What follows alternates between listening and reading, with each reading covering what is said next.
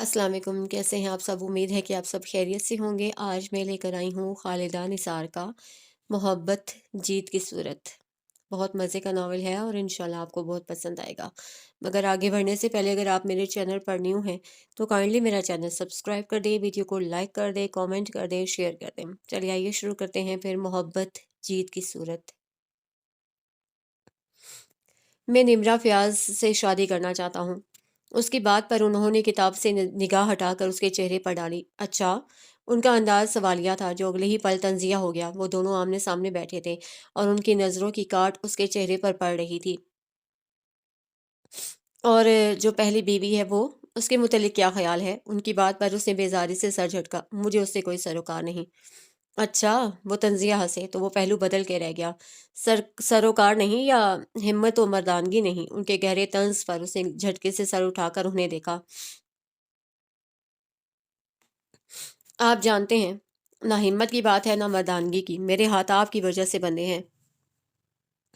اس کی بات پر انہوں نے ہاتھ میں تھامی کتاب بند کر کے میز پر رکھی، پھر آگے ہو کر اس کی آنکھوں میں جھانک کر ہولے سے ہنسے۔ مرد کے ہاتھ کوئی مجبوری نہیں باندھ سکتی۔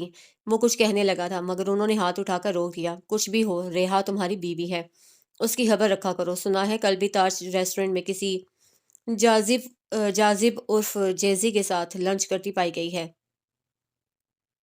ان کی بات نے اس کے اندر شعلے بھڑکا دیے۔ وہ جھٹکے سے کرسی سے اٹھا۔ یہ آپ کیا کہہ رہے ہیں؟ اس کے لہجے میں آگ کی تپش تھی۔ وہ بھی اٹھ کر اس کے پاس آ کھڑے ہوئے۔ میں نے تمہیں اس لیے نہیں بتایا کہ تم یوں جذباتی ہو جاؤ، بلکہ اس لیے بتایا ہے کہ اب تمہیں فیصلہ کر لینا چاہیے کہ تمہیں کیا کرنا ہے۔ انہوں نے اس کے کندھے پر ہاتھ رکھ کر کہا تو وہ ایک نظر انہیں دیکھتا جھٹکے سے باہر نکل گیا۔ بہت کھولتے دماغ کے ساتھ وہ باہر آیا تھا۔ اسے دیکھتے ہی اس کے ذاتی گارڈز مستعد ہو گئے۔ وہ جھٹکے سے BMW کا دروازہ کھولتا ڈرائیونگ سیٹ پر بیٹھا تو وہ بھی پیچھے کھڑی سفید کھلی جیپ میں بیٹھ گئے۔ انتہائی تیز رفتاری سے ڈرائیو کرتا وہ شاہان ولا پہنچا تھا۔ وہ اندر آیا تو خاموشی و سناٹے نے اس کا استقبال کیا۔ پانی لے آؤ، کچن سے نکل کر سامنے آتی ہوئی صفیہ سے کہتا وہ صوفے میں دھنس گیا۔ وہ پانی لے آئی۔ بابا آ گئے؟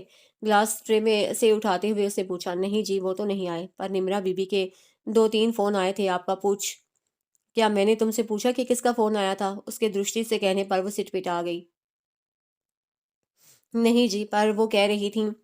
شٹ اپ، اس نے خاصی بلند آواز میں غصے سے کہا تو وہ کانپنے لگی۔ جتنا پوچھا جائے اتنا ہی بتایا کرو، اور یہ کیسے گلاس میں پانی لے آئی ہو؟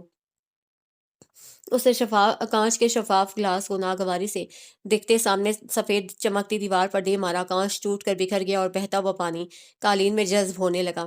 وہ صوفے سے اٹھا اور سیڑھیاں چڑھ کر اپنے کمرے میں آ گیا۔ ہاتھ میں پکڑا سیل اور گاڑی کی چابی بیڈ پر پھینک کر وہ باتھ روم میں گھس گیا۔ شاور لے کر اس نے کھولتے دماغ کو پرسکون کرنا چاہا تھا۔ شرٹ کے بغیر بلیک ٹراؤزر پہنے وہ باہر نکلا۔ روم فریج سے اسپیشل مشروب نکال کر وہ بیڈ کے دائیں طرف رکھی کرسی پر آ بیٹھا۔ 2-3 پیگ پی کر وہ خاموشی سے بیڈ پر آ لیٹا۔ وہ جس وقت گھر آئے وہ اپنے روم میں جا چکا تھا۔ وہ اس کے کمرے میں آ گئے۔ کمرے میں AC کی خنکی پھیلی ہوئی تھی۔ سامنے ہی بیڈ پر وہ چت لیٹا ہوا تھا۔ وہ اس کے قریب چلے آئے۔ اس کے سرخ و سفید وجیح چہرے پر سجی سبز آنکھیں اس وقت بند تھیں۔ وہ عالم مدہوشی میں تھا۔ اس کی کشادہ پیشانی پر بکھرے سیاہ بال پیچھے ہٹاتے وہ واپس مڑے تو نظر سامنے میز پر دھری بوتل اور گلاس پر پڑی۔ ان کے اندر ناگواریت کی شدید لہر اٹھی، مگر اس کے باپ ہونے کے باوجود وہ اس پر ایسا اختیار نہیں رکھتے تھے کہ اسے یہ زہر اندر انڈیلنے سے منع کر سکتے۔ اس کی ضدی طبیعت سے واقف تھے، اگر روکا جاتا تو وہ ضد میں انتہا کر دیتا۔ انہوں نے ایک بے بس نظر اس پر ڈالی اور باہر نکل گئے تھے۔ 12:30 بجے جب اس کی آنکھ کھلی، چند لمحے کے سمندی سے لیٹے رہنے کے بعد اس نے ہاتھ بڑھا کر سائڈ ٹیبل پر دھرا موبائل اٹھایا۔ آفس کے علاوہ نمرا اور حسن کی بھی مس کالز تھیں۔ اس نے موبائل واپس دھرا اور خود اٹھ گیا۔ طویل شاور لینے سے طبیعت پر چھایا بوجھل پن دور ہوا تھا۔ تولیہ بیڈ پر پھینک کر گیلے بالوں میں انگلیاں چلاتا وہ نیچے چلا آیا۔ سیڑھیوں پر سے اترتے شاہان کو انہوں نے ایک نظر دیکھا اور دوبارہ اخبار کی جانب متوجہ ہو گئے۔ وہ نیچے آ کر اب سینٹرل ٹیبل پر دھرے جگ سے پانی گلاس میں انڈیل رہا تھا۔ گلاس بھر کے وہ صوفے پر آ بیٹھا۔ مجھے آپ سے بات کرنی ہے۔ وہ اخبار لپیٹ کر اس کی طرف متوجہ ہو گئے تھے۔ آپ سرفراز صاحب سے بات کر لیں گے؟ وہ سرفراز صاحب غالباً تمہارے ماموں ہوتے ہیں۔ وہ بے ساختہ ہی اسے ٹوک بیٹھے۔ اس سے کیا فرق پڑتا ہے؟ اس نے کندھے جھٹکے۔ بہرحال آپ ان سے بات کر لیں، ان کی بیٹی کی رخصتی کے حوالے سے۔ صفیہ کی لائی ناشتے کے لوازمات سے سجی ٹرے اپنی طرف کھسکاتے اس نے مغرور و بے نیازانہ انداز میں کہہ کر انہیں ایک بہت بڑی خوشخبری دے دی تھی۔ کیا کہا تم نے؟ انہیں یقین نہیں آیا۔ جس بات کے لیے وہ پچھلے 4 سال سے اس پر زور دے رہے تھے اور وہ مان کے نہیں دے رہا تھا، آج وہی بات اس نے خود کہہ دی تھی۔ میرے خیال میں نے ایسی کوئی بات نہیں کی جو آپ کی سمجھ میں نہ آئی ہو۔ میں نے آپ سے کہا ہے کہ آپ سرفراز صاحب سے رخصتی کی کوئی ڈیٹ لے لیں، مگر وہ اسی ماہ کی ہو۔ اپنی بات مکمل کر کے وہ اب چائے پینے لگا، جبکہ ان پر شادی مرگ کی کیفیت طاری ہو گئی تھی۔ اس کی گاڑی سرفراز ولا کے سامنے آ رکی تھی۔ چوکیدار نے پہلے خاصی حیرانی سے اسے دیکھا اور پھر مستعدی سے گیٹ کھولنے لگا، مگر وہ گاڑی اندر لے کر نہیں گیا۔ کیا مطلب؟ اس کے گاڑی باہر ہی روکنے پر انہوں نے اچنبے سے اسے دیکھا تھا۔ تم اندر نہیں آؤ گے؟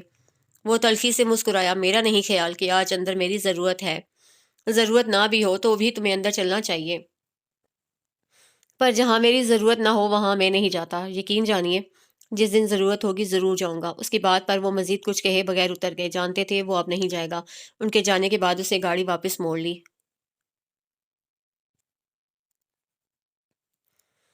سفید پینٹ پر سیاہ شرٹ پہنے، کالے بالوں کی اونچی سی پونی بنائے، آنکھوں پر گوگلز ٹکائے، اس نے ہلکا سا کہکا لگایا۔ ساتھ چلتی سومی کی بھی ہنسی نکل گئی تھی۔ جیسی تم بھی نا۔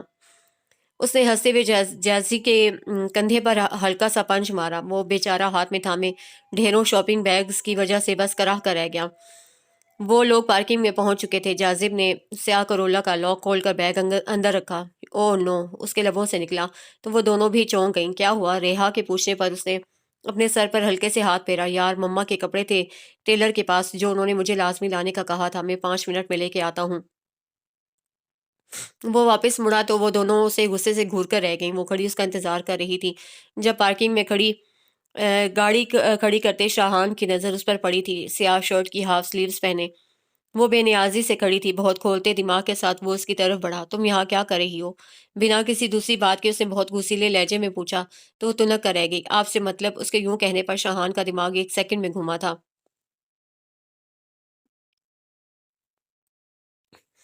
میں نے پوچھا تم یہاں کیا کر رہی ہو؟ اور میں نے بھی آپ سے کہا ہے کہ میرے پرسنلز کے متعلق سوال کرنے کا آپ کو کوئی حق نہیں۔ اس کی بات پر اس کی آنکھوں سے شعلے لپکنے لگے۔ مجھ سے زیادہ تمہارے پرسنلز جاننے کا حق کس کے پاس ہے مسز شاہان علی؟ اس کی بات پر ریحا نے تنفر سے سر جھٹکا۔ وہ کچھ کہنے ہی والی تھی جب شاہان اسے چھوڑ کر جاذب کی طرف متوجہ ہوا تھا، جو بھی واپس آیا تھا اور خاصی حیرانی سے ان لوگوں کی طرف دیکھ رہا تھا۔ تم؟ اس نے جیزی کی شرٹ کا کالر پکڑ کر جھٹکا۔ ریحا ہکا بکا اسے دیکھ رہی تھی، جبکہ پاس کھڑی سومی ہاسی خوفزدہ نظر آ رہی تھی۔ پارکنگ میں موجود لوگ بھی ان کی طرف متوجہ ہو چکے تھے۔ آج کے بعد اس لڑکی کے آس پاس دائیں بائیں نظر مت آنا، ورنہ… وہ ایک لمحہ رکا۔ اس کا لہجہ انتہائی تپش لیے ہوئے تھا۔ اگر صبح نظر آئے تو شام کا، اور اگر شام کو نظر آئے تو اگلی صبح کا سورج دیکھنے کی تمنا دل میں مت رکھنا۔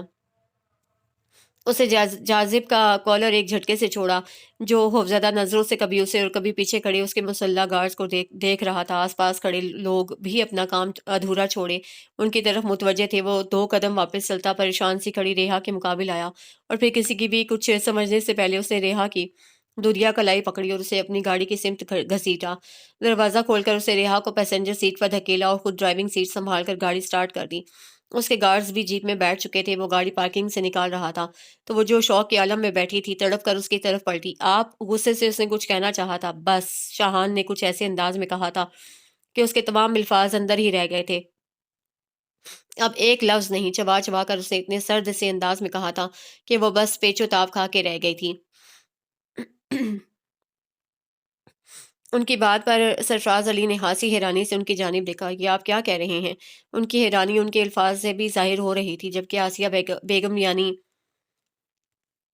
مسز سرفراز علی چہرے پر ناگواری سجائے خاموش بیٹھی تھیں۔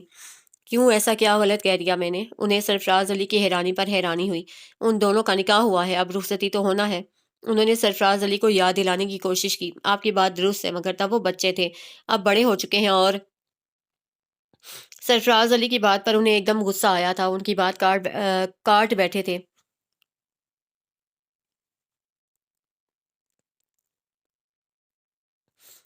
تو نکاح کرتے وقت تمہیں علم نہیں تھا کہ ایک دن انہیں بڑا بھی ہونا ہے؟ ان کے تنزیہ کہنے پر سرفراز علی جز بز ہوئے۔ میرا یہ مطلب نہیں تھا بھائی صاحب، تب وقت اور حالات اور تھے، تب میں اور اب میں بہت فرق ہے، بیچ میں 14 سال حائل ہیں، اور ان 14 سالوں میں کیا کیا ہو چکا ہے وہ اگر میں جانتا ہوں تو لالم تو آپ بھی نہیں ہے۔ سرفراز علی کی بات وہ بے حد خاموشی سے سن رہے تھے۔ جہاں تک بات ان دونوں کی ہے تو یہ فیصلہ ان دونوں کو کرنا ہوگا، یہ ان دونوں کی زندگی کا فیصلہ ہے اور آپ دونوں کی مرضی سے ہی ہوگا، سرفراز علی نے بے بسی سے کہا۔ میرے بیٹے کی مرضی اس رشتے کو نبھانے میں ہے سرفراز، تبھی میں یہاں موجود ہوں، اور جہاں تک ریحا کی بات ہے تو بھلے وہ بڑی ہو چکی ہے پھر بھی ہے تو تمہاری بیٹی ہی نا، انہوں نے طنزیہ انداز میں کہا تو سرفراز علی پہلو بدل کے رہ گئے، جبکہ آسیہ بیگم کی پیشانی پر پڑی شکنیں مزید گہری ہوئی تھیں۔ بہرحال تم پوچھ لو اس سے، پھر دیکھتے ہیں۔ وہ صوفے سے اٹھ کھڑے ہوئے، پھر سرفراز علی سے ہاتھ ملا کر وہ باہر نکل آئے جہاں شاہان کا بھیجا ہوا ڈرائیور ان کا منتظر کھڑا تھا۔ جاہل گوار، صحیح کہتے ہیں یہ لوگ، جتنا بھی پڑھ لکھ جائیں اندر سے ان پڑھ جاہل ہی رہتے ہیں، وہ بہت غصے سے کہتے ہوئے اس نے اپنا چرمی بیگ صوفے پر پھینکا، پھر خود بھی صوفے پر گر کر لمبے لمبے سانس لے کر اپنا غصہ کنٹرول کرنے لگی۔ پتہ نہیں خود کو کیا سمجھتا ہے، جیسے تمام دنیا اس کے باپ کی جاگیر ہی تو ہے، ایڈیٹ۔ سیاہ سینڈل سے پاؤں کو آزاد کرواتے وہ اپنی بھڑاس بھی نکال رہی تھی۔ ہاؤ سویٹ، سیڑھیوں سے اترتی نیہا مسکرائی، کتنے پیارے انداز میں میری سویٹ سسٹر میرے پیارے سے دلہا بھائی کو یاد کر رہی ہے۔ وہ ٹیرس سے ریحا کو شاہان کی گاڑی سے اترتا دیکھ کر سارا معاملہ سمجھ چکی تھی۔ ویسے ریحا، اسے ٹھنڈے پانی کا گلاس ریحا کو دیتے ہوئے ایک نظر اس کے غسیلے چہرے پر ڈالی۔ I have a news for you. پانی پی کر گلاس ٹیبل پر رکھتی وہ نیہا کی طرف متوجہ ہوئی۔ اسی جاہل، گوار، ایڈیٹ، ظالم وغیرہ وغیرہ نے آج اپنے فادر کو مما پاپا کے پاس بھیجا تھا، اس مطالبے کے ساتھ کہ اس کی کیوٹ اور سویٹ سی مسز کو اس کے ساتھ رخصت کیا جائے۔ وہ بہت آرام سے بتاتی ٹی وی آن کر چکی تھی۔ واٹ؟ وہ اچھل پڑی، اس کی ہمت کیسے ہوئی؟ غصے سے اس کا گلابی چہرہ سرخ ہو گیا۔ پلیز سسٹر، تم یہی بات مما پاپا سے کہو، مجھے بور مت کرو۔ نیہا نے ایک پل کو نظر ٹی وی سے ہٹا کر اس کے سرخ چہرے پر ڈالی۔ ایک لمبی سی سانس لے کر اس نے خود کو کمپوز کرنا چاہا۔ مما اور ڈیڈ کہاں ہیں؟ اس نے نیہا کی طرف دیکھا۔ انکل شیرازی کی طرف گئے ہیں، اس نے چینل تبدیل کرتے ہوئے بتایا۔ ویسے ریحا، کچھ دیر کی چینل سرچنگ کے بعد اسے خاموش بیٹھی ریحا کو مخاطب کیا۔ آئی تھنک تمہیں مما پاپا کے بجائے شاہان سے بات کرنی چاہیے۔ وہ اب ریحا کی جانب متوجہ تھی۔ Not bad idea. اپنے سینڈل ہاتھ میں تھامے وہ اپنے کمرے کی طرف بڑھ گئی تھی۔ میں پوچھتی ہوں آپ نے اسی وقت انکار کیوں نہیں کیا؟ آسیہ بیگم نے غصے سے کہتے ہوئے سرفراز علی کی جانب دیکھا۔ ایسے ایک دم کیسے انکار کر دیتا؟ وہ لوگ کتنے ہر دھرم اور ضدی ہیں، تمہیں علم تو ہے، سرفراز علی نے بے بسی سے کہا۔ تو کیا ہم اپنی بیٹی اس جہنم میں بھیج دیں گے؟ آسیہ بیگم کی بات پر انہوں نے ایک ٹھنڈی سانس بھری۔ وہ میرا بھانجا ہے آسیہ، اس میں حرج بھی کیا ہے اگر ہم… واہ سرفراز صاحب واہ، جب بات آپ کی بیٹی کی تھی تو حرج تھا، اور اب میری بیٹی کی دفعہ کوئی حرج نہیں۔ وہ ان کی بات کاٹ کر غصے سے بولیں، کیا صرف اچھی شکل اور بے تحاشا دولت ہی سب کچھ ہوتی ہے؟ انسان کا اخلاق، کردار، اس کی تربیت، ان سب کی کوئی اہمیت نہیں؟ وہ اس رشتے کو بنانا چاہتا ہے آسیہ، انہوں نے اس کا دفاع کرنا چاہا۔ اچھا؟ آسیہ نے طنز سے انہیں دیکھا۔ وہ آپ کا بھانجا ہی نہیں، اس گھر کا داماد بھی ہے، مگر پچھلے 14 برسوں میں اس نے ایک بار بھی اس گھر کی دہلیز پار نہ کی، اور زبیدہ آپا کے بیٹے کی شادی میں آپ کو دیکھ لینے کے باوجود وہ کیسے مغرور انداز میں ٹانگ پر ٹانگ چڑھا کر بیٹھا رہا۔ آپ سے ملنا تک گوارا نہیں کیا تھا اس نے۔ رشتوں کے کچھ تقاضے ہوتے ہیں، وہ رشتہ نبھانا نہیں چاہتا، اپنی ضد پوری کرنا چاہتا ہے۔ مان لیجئے سرفراز صاحب، وہ جن لوگوں کے ہاتھوں پلا بڑھا ہے، جن لوگوں نے اس کی تربیت کی ہے، وہ نہیں جیسا ہے، ضدی، مغرور، انا پرست، ہر دھرم اور خود کو خدا سمجھنے والا، اور میں ایسے شخص کے ساتھ اپنی بیٹی رخصت کر کے اسے رول نہیں سکتی۔ آپ بھائی صاحب کو انکار کر دیں۔ وہ اس وقت ایسن کے ساتھ اس کے فلیٹ پر تھا، باہر گہری ہوتی رات کے باوجود وہ بے حد آرام سے بیٹھا تھا۔ اس کا ارادہ فی الحال شاہان ولا جانے کا نہیں تھا۔ سچ سچ بتا، تو اسے پسند کرتا ہے؟ ایسن کی بات سن کر اسے کہکا لگایا۔ لگتا ہے تجھے چڑھ گئی ہے جگر، اپنی سبز خمار آلود آنکھیں اس کے چہرے پر گاڑتے اس نے کہا۔ اسی لیے کہتا ہوں شاہان علی سے مقابلہ لگا کر مت پیا کر۔ تو جب تو اسے پسند نہیں کرتا، اسے محبت نہیں کرتا، اسے نباہ نہیں کرنا چاہتا، تو شادی کیوں کر رہا ہے؟ اور اب کی بار ایسن نے تھوڑا جھنجھلا کر پوچھا تھا۔ میں کہاں کرنا چاہتا ہوں جگر، شادی تو ہو چکی ہے، اور ویسے بھی ہم کی فکریں اپنے چھوٹے سے دماغ پر سوار مت کریں۔ اس کی بات پر ایسن نے کندھے اچکائے، تبھی اس کا سیل بجنے لگا تھا، مگر وہ بے نیاز بنا ہوا تھا۔ یار فون اٹھا لے۔ एहसन ने उसकी तवज्जो बचते हुए सेल की तरफ दिलाई थी। ये टाइम तेरा है, इसमें से कुछ पल भी किसी और को देकर मैं खियानत नहीं कर सकता। उसकी बात पर एहसन ने कहका लगाया, देख मैं बीवी या महबूबा नहीं हूँ जिसे तू डायलॉग्स से मुतासिर करना चाह रहा है। आंखें खोल कर और होशो हवास कायम रख के देख, मैं तेरा दोस्त हूँ। तेरा क्या ख्याल है? मैं अपने हवासों में नहीं, उसे जरा हैरत से पूछा। अंदाज तो ऐसे ही है। अच्छा, अब या तू इसे उठा ले या ऑफ कर दे। उसे एक बार फिर उसकी तवज्जो सेल की तरफ मबजूल की जो मुसलसल बचे जा रहा था। उसने कोफ्त से सेल उठाकर ऑफ करना चाहा, मगर फिर कुछ सोच कर ऑन कर लिया था। वो कितनी ही देर से उसे कॉल मिला रही थी, मगर वो फ़ोन उठा ही नहीं रहा था। पता नहीं कहाँ गया है जाहिल इंसान। सेल एक हाथ से दूसरे में मुंतकिल करते वो बुड़बुड़ाई। वो नंगे पाँव चल रही थी। बेचैनी उसके हर अंदाज से ज़ाहिर हो रही थी, जबकि पास बैठी नेहा खामोशी से उसकी तरफ देख रही थी। दफातन दूसरी तरफ से फ़ोन रिसीव कर लिया गया था। क्या समझते हो तुम खुद को? वो गुस्से से फट पड़ी, तमीज़ से। इस लहजे में शाहान अली से कभी उसके बाप ने बात नहीं की। पहली दफ़ा है, माफ़ कर रहा हूँ, मुस्तकबिल में ख्याल रखना। वो उसकी पहली बात पर ही उसे टोक चुका था। मगरूर लहजे में उसने कहा तो वो चिढ़ गई थी। खुशफहमी है आपकी, मैं मुस्तकबिल में आपसे कभी बात करूंगी। उसे चिढ़कर गुस्से से कहा, ये तो वक्त बताएगा। वो हल्के से मुस्कुराया। मैंने आपको इसलिए फ़ोन किया है कि आपको बता दूं, मुझे मुस्तकिल आपका साथ कबूल ना था, ना आज है और ना आने वाले कल में होगा। हम जिंदगी के किसी भी मोड़ पर साथ नहीं चल सकते। हमारे रास्ते अलग थे और अलग रहेंगे। सो प्लीज़ आप अपने दिल से इस तरह के तमाम ख्यालात निकाल दें और दोबारा अपने बाबा जान को हमारे घर मत भेजिएगा, क्योंकि मुझे आज़ादी चाहिए। फ़ोन बंद हुआ तो उसे सेल कान से हटाकर जेब में डाल लिया। 3 बजे का वक्त था जब वो घर में दाखिल हुआ। वो सामने ही उसके मुंतजिर बैठे थे। आप अभी तक जाग रहे हैं? उसने ज़रा हैरत से उनकी तरफ देखा। कहाँ थे तुम? उन्होंने उसके सवाल के जवाब में सवाल किया था। इस दुनिया ही में था। लापरवाही से सर झटक कर उसे जवाब दिया। मैंने पूछा कहाँ थे तुम? उन्होंने अपना सवाल दोहराया तो शाहान हल्के से मुस्कुराया। चले ठीक है, मैं आपको बता देता हूँ मैं कहाँ था और क्या कर रहा था। फिर क्या कर सकते हैं आप? कुछ भी नहीं। उसने अपने सवाल का जवाब भी खुद ही दिया था। सो खामखा परेशान मत हुआ करें, जाएं आराम करने जाकर।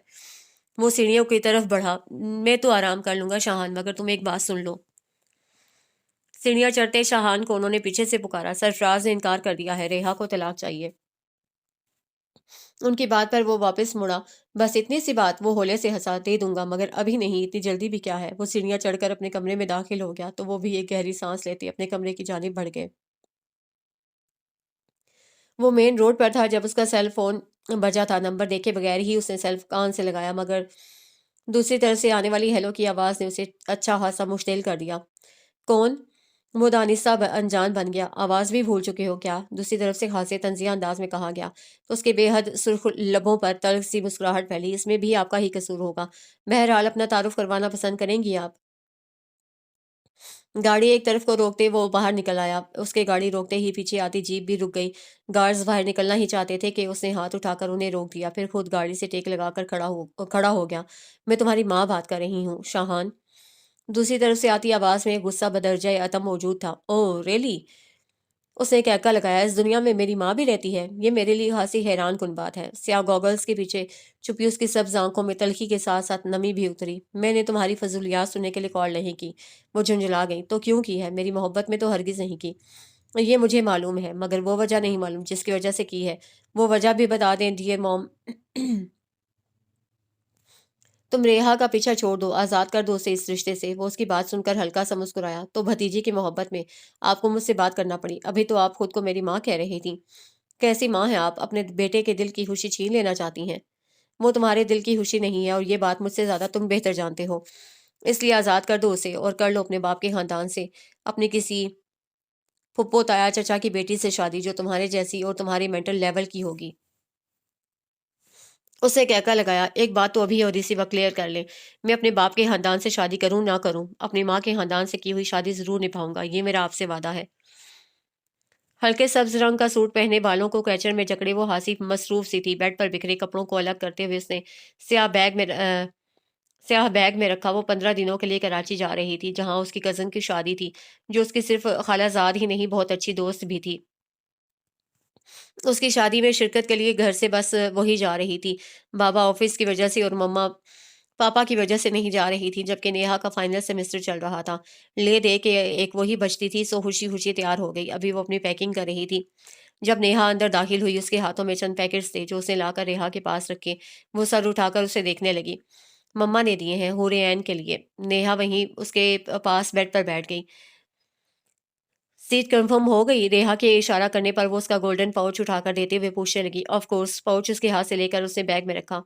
پھر بیگ بند کر کے ایک طرف رکھ کر وہ مطمئن سے انداز میں بیٹھ گئی. ویسے ریحا، تمہیں کیا لگتا ہے وہ اتنی آسانی سے مان جائے گا؟ اپنے بالوں کو کیچر سے آزاد کرواتے اس نے ناسمجھی سے نیہا کی جانب دیکھا. وہ کون؟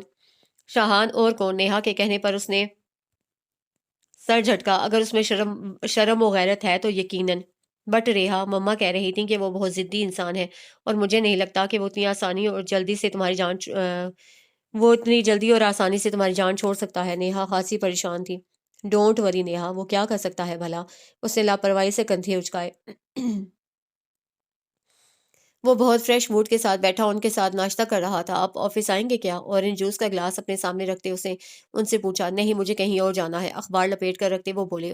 ان کی بات پر سر ہلا کر وہ جوس کی طرف متوجہ ہو گیا. تو پھر کیا سوچا ہے تم نے؟ انہوں نے چائے کا گھونٹ لے کر اسے پوچھا تو وہ سوالیہ نظروں سے انہیں دیکھنے لگا تھا. کس بارے میں؟ ریحا کے بارے میں. ان کی بات پر وہ ایک لمحہ خاموش ہوا تھا. وہ پچھلے ہفتے سے اس بارے میں بات کرنا چاہتے تھے مگر وہ ہر بار بہت خوبصورتی سے ٹال جاتا تھا. سوچ لیں گے بابا، اتنی جلدی بھی کیا ہے؟ انہیں جواب دیتا وہ اٹھ کھڑا ہوا. چلتا ہوں. ریسٹ واچ پر وقت دیکھتا وہ باہر کی جانب بڑھ گیا. وہ اس کے مبہم سے رویے پر الجھتے ایسن کے سامنے آ بیٹھے. جب سے انہوں نے ان لوگوں کے طلاق کے مطالبے کے متعلق بتایا تھا وہ خاموش تھا. ان کے بار بار پوچھنے کے باوجود وہ کچھ بتا نہیں رہا تھا کہ اس کا ارادہ کیا تھا. ایسن سے تمام باتیں بیان کر کے انہوں نے اپنی الجھن اس سے بانٹی تھی. مجھے اس کی خاموشی سے ڈر لگ رہا ہے احسن. ایسا کبھی نہیں ہوا کہ اس کے مزاج کے خلاف کوئی بات ہو جائے اور وہ بنا کوئی رد عمل ظاہر کیے یوں خاموشی سے بیٹھ جائے. تمہیں کیا لگتا ہے کیا ارادہ ہے اس کا؟ I don't know uncle. احسن نے ہاتھ سے شرمندہ لہجے میں اپنی لا علمی کا اظہار کیا. ایکچولی انکل، اس کے دل و دماغ میں کس وقت کیا چل رہا ہوتا ہے یقین سے نہیں کہا جا سکتا. وہ اپنے اندر کی بات کسی سے شیئر نہیں کرتا. میں نے ایک دو بار کوشش بھی کی ہے مگر وہ بہت آسانی اور خوبصورتی سے دامن بچا جاتا ہے. احسن کی بات سن کر وہ اور پریشان ہو گئے تھے. وہ کب سے کمرہ بند کیے خود اذیتی کے عالم میں تھا. تو ڈیئر اماں جان، آپ نے اتنے سالوں بعد یاد بھی کیا تو میری محبت میں نہیں، میرے لیے نہیں بلکہ اپنی پیاری بھتیجی کے لیے. سگریٹ کا گہرا کش لے کر دھواں فضا میں چھوڑتی اس نے تلخی سے سوچا. اس لیے کہ میں آپ کی پیاری بھتیجی کو آزاد کر دوں کیونکہ وہ نازو پلی نازک سی ریحا علی مجھ جیسے پتھر دل کے ساتھ زندگی نہیں گزار سکتی. تلخی سے سوچتے ہوئے وہ سگریٹ پر سگریٹ پھونک کے چلے جا رہا تھا. تو میں پتھر دل ہوں اماں جان. وہ زہر خوند لہجے میں بڑبڑایا. تو مجھے پتھر دل بنایا کس نے؟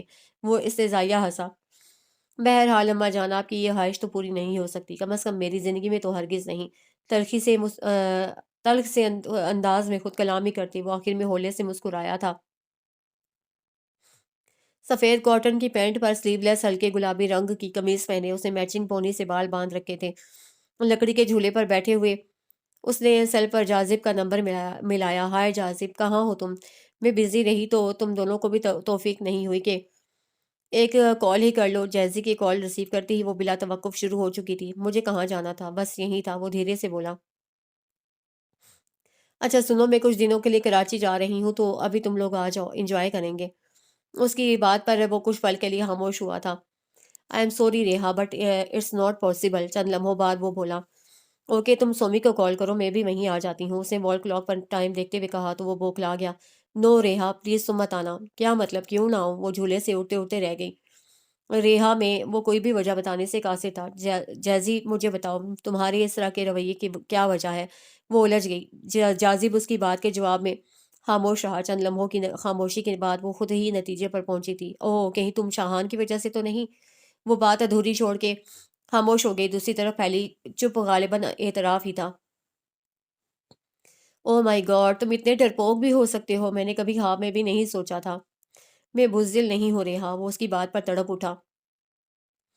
تو پھر اور کیا ہو؟ وہ طنز سے بولی. اس نے ممی ڈیڈی کو دھمکی دی ہے کہ میں نے کبھی تم سے کسی بھی قسم کا رابطہ رکھا تو وہ مجھے ختم کر دے گا. میں اپنے والدین کی اکلوتی اولاد ہو رہا اور وہ میرے لیے کتنے پوزیسو ہیں یو نو اٹ. ناچار اسے حقیقت بتانا پڑی.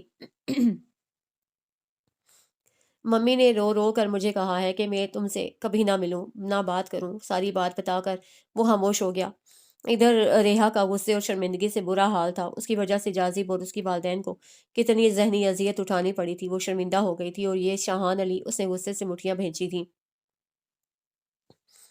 تمہارا باپ آیا تھا، تمہاری وجہ سے بہت پریشان تھا۔ وہ ان کے سامنے آ کے بیٹھا ہی تھا جب انہوں نے کتاب سے نگاہ ہٹائے بغیر اسے مطلع کیا تھا۔ میری وجہ سے؟ اس نے لہجے میں مصنوعی حیرانی پیدا کی۔ میں بیچارہ بھلا کسی کو کیا پریشان کر سکتا ہوں؟ خواہ کا وہم پال رکھا ہے انہوں نے۔ خواہ کا؟ انہوں نے اسے اگلوانے کی کوشش کی۔ میں کیا کروں کہ کچھ کرتا بھی تو انہیں پریشانی ہوتی، نہیں کیا تب بھی پریشان ہے۔ ایک ہاتھ سے بال سنوارتا وہ معصومیت سے بولا، وہ تمہارا باپ ہے۔ انہوں نے اسے یاد دلایا، اور آپ ان کے باپ ہیں۔ اسے بھی انہیں یاد دلایا۔ تب وہ کتاب بند کر کے پوری طرح ان کی طرف متوجہ ہوئے تھے۔ وہ الیکشن میں حصہ لینا چاہتا ہے۔ واقعی میری تمام نیک خواہشات ان کے ساتھ ہیں، اس نے بہت سنجیدگی سے کہا۔ اسے ڈر ہے تم اس کے لیے کوئی مسئلہ نہ کھڑا کر دو۔ انہوں نے اس کے باپ کی پریشانی کی اصل وجہ بھی بتا دی، اور میں سوچتا تھا وہ میرے لیے پریشان ہے۔ دل نے یہ کہا تھا، مگر زبان سے کچھ اور ادا ہو رہا تھا۔ میں غریب مسکین سا بندہ ہر گھڑی روزی روٹی کے چکر میں پھنسا رہتا ہوں، میں نے کیا پرابلم کھڑی کرنی ہے کسی کے لیے؟ اس نے کچھ شرارت سے کہا تو وہ بھی زیر لب مسکرائے، مگر بظاہر سنجیدگی سے پوچھنے لگے، تم غریب ہو؟ کیا آپ نہیں جانتے؟ جو کلائی پہ گھڑی باندھ رکھی ہے، ذرا اس کی مالیت بتاؤ گے؟ اس کے چہرے پر نگاہیں گاڑے انہوں نے پوچھا تو وہ ذرا آگے جھکا تھا۔ یہ آپ کے انکم ٹیکس والوں سے کب سے دوستی گانٹ لی ہے؟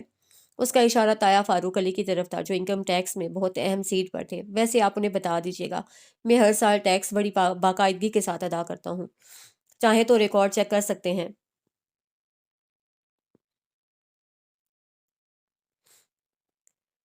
وہ بات دوسری طرف لے جانا چاہتا تھا، اور وہ یہ بات اچھی طرح سمجھ رہے تھے۔ تبھی اصل بات کی طرف خود ہی آ گئے تھے۔ تو ریحا علی نے شاہان علی سے طلاق مانگ لی ہے؟ بہت برا کیا۔ ان کی بات کے جواب میں اسے افسوس سے سر ہلایا۔ کیا مطلب؟ مطلب یہ کہ اب اسے شاہان علی جیسا دوسرا کہاں ملے گا؟ تو تم نے اسے چھوڑنے کا فیصلہ کر لیا ہے؟ اس نے اپنی سبز آنکھیں اٹھا کر ان کی آنکھوں میں دیکھا۔ آپ کو کیا لگتا ہے؟ ریحا اپنی سوچوں میں الجھی وہ ابھی تک وہیں بیٹھی تھی۔ اپنے کمرے سے نکلتے سرفراز علی نے اسے پکارا۔ وہ چونک گئی۔ جی پاپا۔ وہ ان کی طرف متوجہ ہوئی۔ ایسے کیوں بیٹھی ہو بیٹا؟ انہوں نے اسے شفقت سے پوچھا۔ وہ شاہان کی حرکت کی خبر دے کر انہیں پریشان نہیں کرنا چاہتی تھی، اس لیے چہرے پر بشاشت لاتے ہوئے مسکرائی۔ یوں ہی پاپا، تھوڑا بور ہو رہی تھی۔ کوئی اور تو پرابلم نہیں نا بیٹا؟ وہ اس کے قریب ہی بیٹھ گئے۔ نو پاپا، اسے مسکرا کر انہیں یقین دلایا۔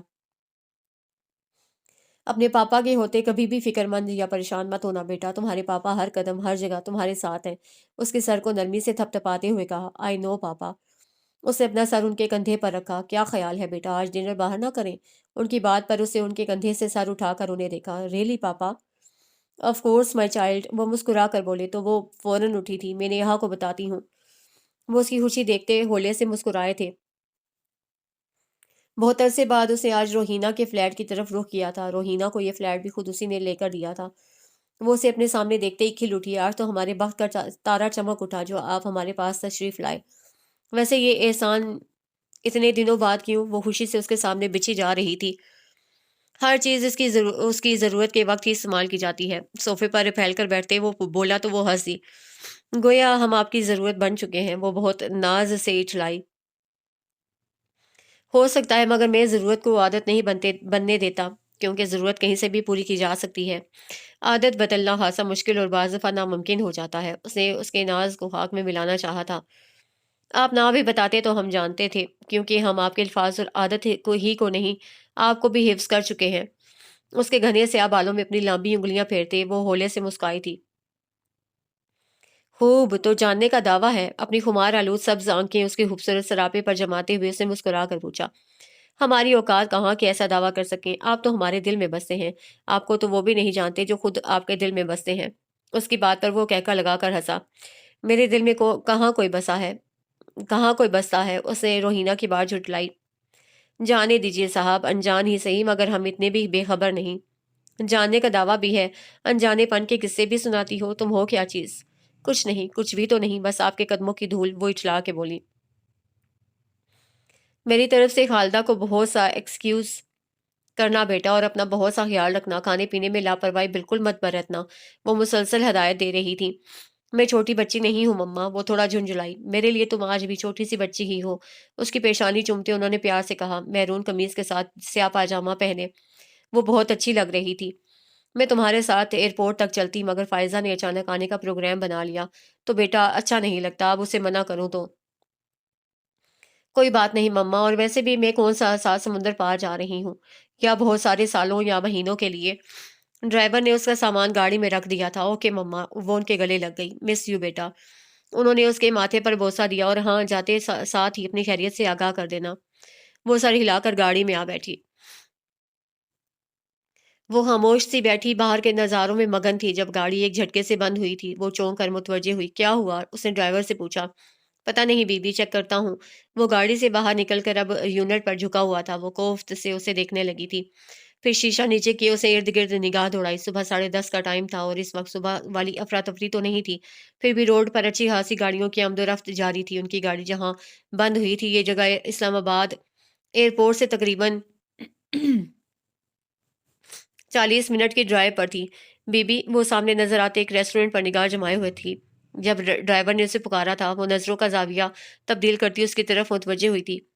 گاڑی میں کوئی خرابی ہو گئی ہے، مجھے کچھ سمجھ میں نہیں آ رہا۔ گاڑی جیسے ہی اسٹارٹ ہوتی ہے فوراً بند ہو جاتی ہے۔ وہ نظریں جھکائے بتا رہا تھا۔ تو اب کیا ہوگا؟ اس نے رسٹ واچ پر ٹائم دیکھتے ہوئے پریشانی سے پوچھا۔ بی بی، میں نے گلزار کو فون کیا ہے، مگر اس کو گیراج سے یہاں تک آتے کم از کم گھنٹہ لگ جائے گا۔ اسے دوبارہ گھڑی دیکھی۔ اگر وہ پاپا کو کال کر کے دوسری گاڑی منگواتی تو بھی کم از کم گھنٹہ لگ سکتا تھا، اور یہاں سے آگے 40 منٹ کی مزید ڈرائیو، جبکہ اس کی فلائٹ 12 بجے کی تھی۔ اس نے خاموشی سے حساب لگایا۔ یہاں سے کوئی کیب نہیں مل سکتی؟ یہی آخری حل تھا جو اس کی سمجھ میں آیا تھا۔ میں کوشش کرتا ہوں بی بی۔ وہ گاڑی سے ہٹ کر آ کھڑا ہوا، بہت بے چین نگاہوں سے اسے دیکھ رہی تھی۔ 5 منٹ بعد وہ اس کے پاس آیا۔ بی بی اس نے اس کے شیشے پر ذرا سا جھکتے ہوئے اسے پکارا۔ میں نے گاڑی روکی ہے، 2 میاں بیوی ہیں، وہ بھی ایئرپورٹ ہی جا رہے ہیں، ان کے کسی عزیز نے آنا ہے، وہ آپ کو لفٹ دے سکتے ہیں۔ ڈرائیور کی بات پر اس نے اپنی گاڑی سے چند فٹ کے آگے کھڑی سفید کرولا کو ایک نظر دیکھا اور نیچے اتر آئی۔ تم میرا سامان نکالو۔ ڈرائیور نے مستعدی سے اس کے حکم کی تعمیل کی تھی۔ وہ ڈرائیور کے پیچھے چلتی ہوئی اس سفید کرولا کے پاس آ گئی۔ ڈرائیور نے پچھلا دروازہ کھولا تھا، جہاں ایک خاتون پہلے سے بیٹھی ہوئی تھی۔ 40 سال کی بہت سادہ سے حلیے والی عورت نے مسکرا کر اسے دیکھا تو وہ بھی مسکراتی ہوئی بیٹھ گئی۔ السلام علیکم۔ اسے مسکرا کر سلام کیا تھا، وہ بھی مسکرا کر جواب دیتی سامنے کی طرف دیکھنے لگی۔ آگے بیٹھے شخص نے گاڑی بڑھا لی تھی۔ تقریباً 10 منٹ کی ڈرائیو کے بعد اس نے گاڑی دوسری سمت موڑ لی۔ یہ کیا؟ اس نے حیرت سے ساتھ بیٹھی خاتون سے پوچھا۔ انہوں نے گاڑی دوسری طرف کیوں موڑ لی ہے؟ اس کی بات کے جواب میں دوسری طرف خاموشی تھی۔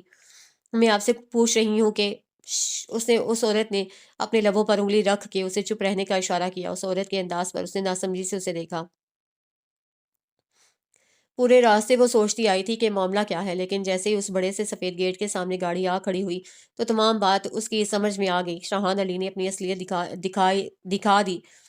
وہ گھٹیا پن پہ اتر آیا ہے۔ گیٹ واہ ہوتے ہی گاڑی اندر داخل ہو گئی، جہاں سامنے ہی وہ پلر سے ٹیک لگائے کھڑا تھا، مگر وہ اکیلا نہیں تھا، کچھ اور لوگ بھی تھے وہاں۔ گاڑی کے رکتے ہی وہ اس طرف چلا آیا۔ اس کے آتے ہی آگے بیٹھا مرد اور پیچھے بیٹھی عورت اتر کر چلے گئے، گویا وہ اسے ملے ہوئے تھے۔ صرف وہی نہیں، خود اس کے باپ کا رکھا ہوا ڈرائیور بھی۔ شاہان نے دروازہ کھولا تھا۔ میں تمہیں بہت عزت سے یہاں لانا چاہتا تھا، مگر عزت تمہیں اور تمہارے باپ دونوں کو راس نہیں آئی۔ وہ ذرا سا جھکا کھڑا تھا، وہ ابھی تک شوق کے عالم میں بیٹھی تھی۔ اب نیچے آ جاؤ، یہ سب لوگ تمہارے استقبال کے لیے بےتاب کھڑے ہیں۔ اس نے سامنے کی طرف اشارہ کیا تھا تو اس نے نظریں اٹھا کر سامنے کھڑے لوگوں کی طرف دیکھا۔ بہت عرصے بعد نظر آنے والے ان چہروں کو وہ ابھی تک پہچانتی تھی۔ سب سے آگے زینب، جنہیں بچپن میں وہ سب آپ ہی کہتے تھے، بہت محبت لیے وہ کھڑی تھیں۔ ان کے بعد بہت سرخ و سفید رنگت والے، بہت روب و دبدبے والی مضبوط شخصیت شاہان علی کے بڑے ابا۔ ان کے چہرے پر بھی اس وقت نرم سی مسکراہٹ تھی۔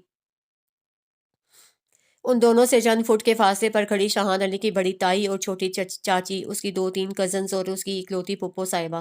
ان سب چہروں پر اس کے لیے نفرت اور بیزاری تو تھی ہی، مگر ایک اور چیز بھی تھی، اور وہ تھا تجسس، اس تماشے کو دیکھنے کا جو بھی وہاں برپا ہونے والا تھا۔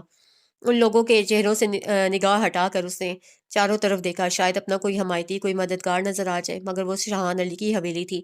وہاں اس کا راج، اس کا حکم چلتا تھا۔ وہاں رہنے والے تمام افراد اس کے اپنے تھے۔ وہاں اس کا کوئی حمایتی، کوئی مددگار نہیں تھا۔ وہاں کوئی بھی احتجاج، کوئی بھی ہنگامہ سوائے آپ اپنا تماشا بنوانے اور وہاں موجود لوگوں کو اس تماشے سے محظوظ کرنے کے اور کچھ نہ ہوتا۔ اسے بہت طریقے، بہت سمجھ سے چلنا تھا۔ اس نے لمحوں میں فیصلہ کیا تھا۔ اسے ایسا کچھ بھی نہیں کرنا تھا جو اسے اس کی ذات کو مزید تماشا بناتا ایک منٹ، شاہان نے ہاتھ میں تھامی سیاہ چادر جو چھوٹے شیشوں سے مزین تھی اس کی گود میں پھینکی۔ اترنے سے پہلے سے اوڑھ لو، کیونکہ جو لباس تم نے پہنا ہوا ہے یہ تمہارے ہاں بھلے ہی فیشن کی علامت سمجھا جاتا ہو، ہمارے ہاں بے ہودگی اور بے غیرتی سمجھا جاتا ہے۔ طنز سے کہتا وہ اب سیدھا کھڑا تھا۔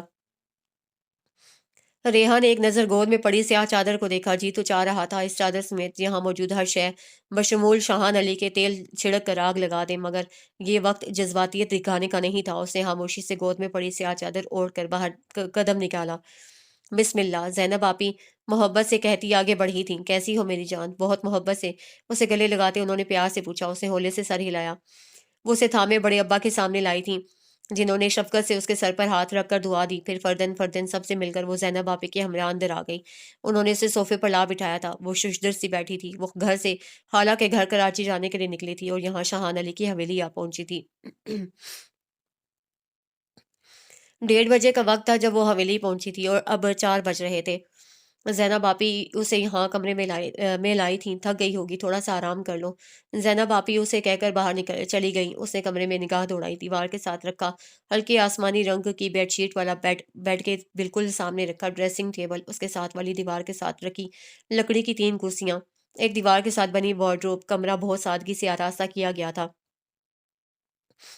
کمرے سے ہوتی اس کی نگاہ ایک طرف رکھی اپنے سامان کی طرف اٹھی تھی۔ بہت تیزی سے اس نے اپنا سفید بیگ اٹھایا تھا، پھر جلدی سے زپ کھول کر اس نے سیل نکالنا چاہا، مگر پرس میں سب کچھ ویسا ہی پڑا تھا سوائے سیل فون کی۔ اس نے سارا پرس بیڈ پر الٹ دیا تھا۔ ہیئر برش، لپسٹک، ٹیشوز کے پیکٹ، مسکارا، ایک چھوٹا اور سیاہ والٹ، سب کچھ تھا۔ سیل فون نہیں تھا تو اس کا سیل فون نکال لیا گیا تھا۔ کب؟ جب اسے 8 گھنٹے پہلے اسے پرس لے کر اندر رکھا گیا تھا۔ اب کیا کروں؟ تمام چیزیں واپس رکھ کے اس نے تھک کر سوچا۔ وہ بہت سرشار سا برآمدے کے آگے لگی سفید گرل کے ساتھ کھڑا تھا۔ اسے ایک ہاتھ سے موبائل پکڑ کر کان سے لگایا ہوا تھا۔ وہ دوسری طرف سے کسی کے فون اٹھانے کا منتظر تھا۔ آسیہ بیگم نے سیل پر نظر آتے ریحا کے نمبر کو خوشی سے دیکھتے کال ریسیو کی تھی۔ ہاں میری جان، پہنچ گئی ہو؟ انہوں نے مسکراتے ہوئے پوچھا۔ کیسی ہیں میری پیاری سی ساسو ماں؟ وہ دوسری طرف سے آتی آواز نے انہیں حیران کر دیا۔ تم میں حیرت بھری الجھن تھی۔ تمہارے پاس ریحا کا سیل کیسے آیا؟ ہاں ہاں، اس نے فلک شگاف کہکا لگایا۔ میرے پاس آپ کی ریحا کا سیل ہی نہیں، آپ کی پیاری سی ریحا بھی ہے، اور یہی بتانے کے لیے میں نے آپ کو کال کی ہے کہ آپ خواہ پریشان نہ ہوتی رہیں۔ کیا بکواس ہے یہ؟ انہوں نے اشتہار سے پوچھا۔ ریحا تو کراچی گئی ہے، تمہارے پاس کیسے آ سکتی ہے؟ وہ ان کے مشتعل ہونے پر محظوظ ہوا تھا۔ بہت بھولی ہیں آپ مامی جی، جب اس کا اتنا پیار کرنے والا شوہر یہاں پر ہے تو وہ کراچی جا کر کیا کرے گی؟ وہ تو یہاں ہے میرے پاس، میرے قریب۔ بہت لطف لیتے ہوئے کہتا وہ انہیں زہر لگ رہا تھا۔ بہت غصے سے انہوں نے کچھ کہنا چاہا تھا، مگر اسے فوراً انہیں ٹوک دیا۔ پلیز مامی جی، ابھی کافی کام ہے جو مجھے کرنے ہیں، باقی تفصیلی بات تو بعد میں ہوگی۔ اس نے مسکرا کر فون بند کر دیا۔ وہ بے حد پریشان سی بیٹھی تھی۔ بہت سا سوچنے کے باوجود بھی اسے یہاں سے نجات یا فرار کی کوئی راہ نہیں سجائی دے رہی تھی۔ ہر راستہ بند گلی میں آ کھڑا ہوا تھا۔ اسے یوں بے بس کر دیا گیا تھا کہ بہت کچھ چاہنے کے باوجود بھی وہ کچھ بھی کرنے کی پوزیشن میں نہیں تھی۔ تقدیر نے اسے شاہان علی جیسے ظالم انسان کے سامنے لا پھینکا تھا۔ بیڈ گراؤنڈ سے تیز سر ٹکائے وہ اپنی سوچوں میں غلطاں تھی۔ جب وہ مضبوط قدموں سے چلتا اندر آیا، اس نے لاک لگایا اور تو وہ چونک کر سیدھی ہوئی اور اپنے سامنے کھڑے شاہان علی کو دیکھ کر وہ بری طرح پریشان ہو گئی۔ وہ یہاں کیوں آیا تھا؟ اس سوچ نے اس کے اندر بے چینی سی بھر دی۔ وہ چلتا ہوا بیڈ پر اس کے سامنے آ بیٹھا، پھر جیب سے ڈبیا نکال کر سگریٹ سلگائی۔ گہرا سا کش لے کر اسے ریحا کی طرف دیکھا تو ریحا شاہان علی بے خبری میں ہی ماری گئی۔ افسوس، وہ اس کی بے بسی پر مسکرایا۔ یہ جو آپ نے کیا ہے نا، اس کا نتیجہ اچھا نہیں نکلے گا۔ چوکنے سے انداز میں بیٹھی وہ اسے آنے والے وقت سے ڈرانے کی کوشش کرنے لگی، یہ جانتے ہوئے بھی کہ اس کا کوئی فائدہ نہیں۔ اس کی بات پر وہ کہکا لگا کر ہنسا۔ ویل ڈیئر مسز، یہ جو تمہارا سر پھرا ہے نا، یہ ہر کام ہر قسم کے نتائج سے بے پرواہ ہو کر کرتا ہے، صرف اپنے دل کی مان کر۔ اب کیا کیا جائے؟ اسے کوہنیوں تک کف الٹتے ہوئے اسے دیکھا۔ یہ تو ایسا ہی ہے، خیر ابھی ان باتوں کو چھوڑو، کل کی کل دیکھی جائے گی۔ ابھی تو ان لمحوں کی خوبصورتی کو محسوس کرو۔ ایک دم سے اپنا انداز تبدیل کرتے اسے ریحا کی سفید کلائی تھام لی، وہ بفر گئی۔ ڈونٹ ٹچ می، غصے سے کہہ کر اس نے اپنی کلائی چھڑانے کی کوشش کی۔ اس کے یوں غصہ ہونے پر وہ اور بھی مشتعل ہو گیا۔ ایک جھٹکے سے اسے اپنی طرف کھینچتے اس نے تنزیہ سے دیکھا۔ ورنہ کیا کر لو گی تم؟ اس نے اسے اپنے بے حد قریب کر لیا تھا۔ میں صرف یہی نہیں اور بھی بہت کچھ کر سکتا ہوں اور کروں گا بھی، بہت غصے سے کہتے شاہان کی سانس اس کے رخسار سے ٹکرا رہی تھی۔ اور تم کچھ نہیں کر سکتی، پر کاٹ دیے ہیں تمہارے، بے بس ہو تم، بالکل بے بس، ایک ایک ایک لفظ چبا چبا کر کہتے ہوئے اسے اپنے حصار میں لے لیا۔ نم آنکھوں سے چھت کو دیکھتی وہ اپنی بے بسی پہ ماتم کنا تھی، اپنی بے بسی پہ، اپنی ہار پہ افسردہ۔ ریحا علی کی آنکھوں سے بہت سے آنسو ٹوٹ کر گرے تھے۔ اسے کروٹ بدلی تو نظر دائیں پہلو میں سوئے شاہان علی کے چہرے سے ٹکرائی۔ کیسی جیت رقم تھی اس کے مغرور نقوش سے سجے پتھریلے چہرے پہ اس وقت! اپنی اسی جیت کے نشے میں دھت وہ بہت بے خبر سا سو رہا تھا۔ تقدیر نے اسے اس پتھر دل انسان کے ہاتھوں مجبور کر دیا تھا۔ یہ پتھر دل انسان جس کے لیے صرف اس کی اپنی عزت، اپنی انا، اپنی خوشی، اپنی ضد ہی اہم تھی۔ دوسروں کی مرضی اور خوشی، ان کے احساسات اور جذبات کچھ بھی اس کے لیے اہم نہیں تھا۔ اور اپنی میں کے نشے میں چور یہ شخص اس کا نصیب بن گیا تھا۔ وہ تقدیر کی ستم ظریفی پر شکوہ کناں تھی۔ بند آنکھوں اور کالے سیاہ بکھرے بالوں والے شاہان علی کو دیکھ کر اس نے بے اختیار سوچا تھا کاش وہ اس شخص کا کچھ بگاڑ سکتی۔ بہت تھک کر سوچتے وہ بستر سے اٹھ گئی۔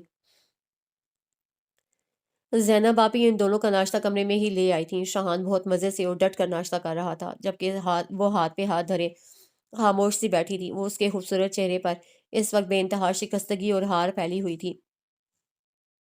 ناشتہ کر لو نہ ریحا، آپی نے اسے پیار سے مخاطب کیا۔ اسے نفی میں گردن ہلائی۔ مجھے بھوک نہیں ہے آپی۔ نہیں ریحا، تم نے کل سے کچھ نہیں کھایا، ایسے تو تم بیمار پڑ جاؤ گی، کچھ کھا لو جان۔ وہ بہت پیار سے اصرار کر رہی تھی۔ پلیز آپی، میرا دل نہیں چاہ رہا۔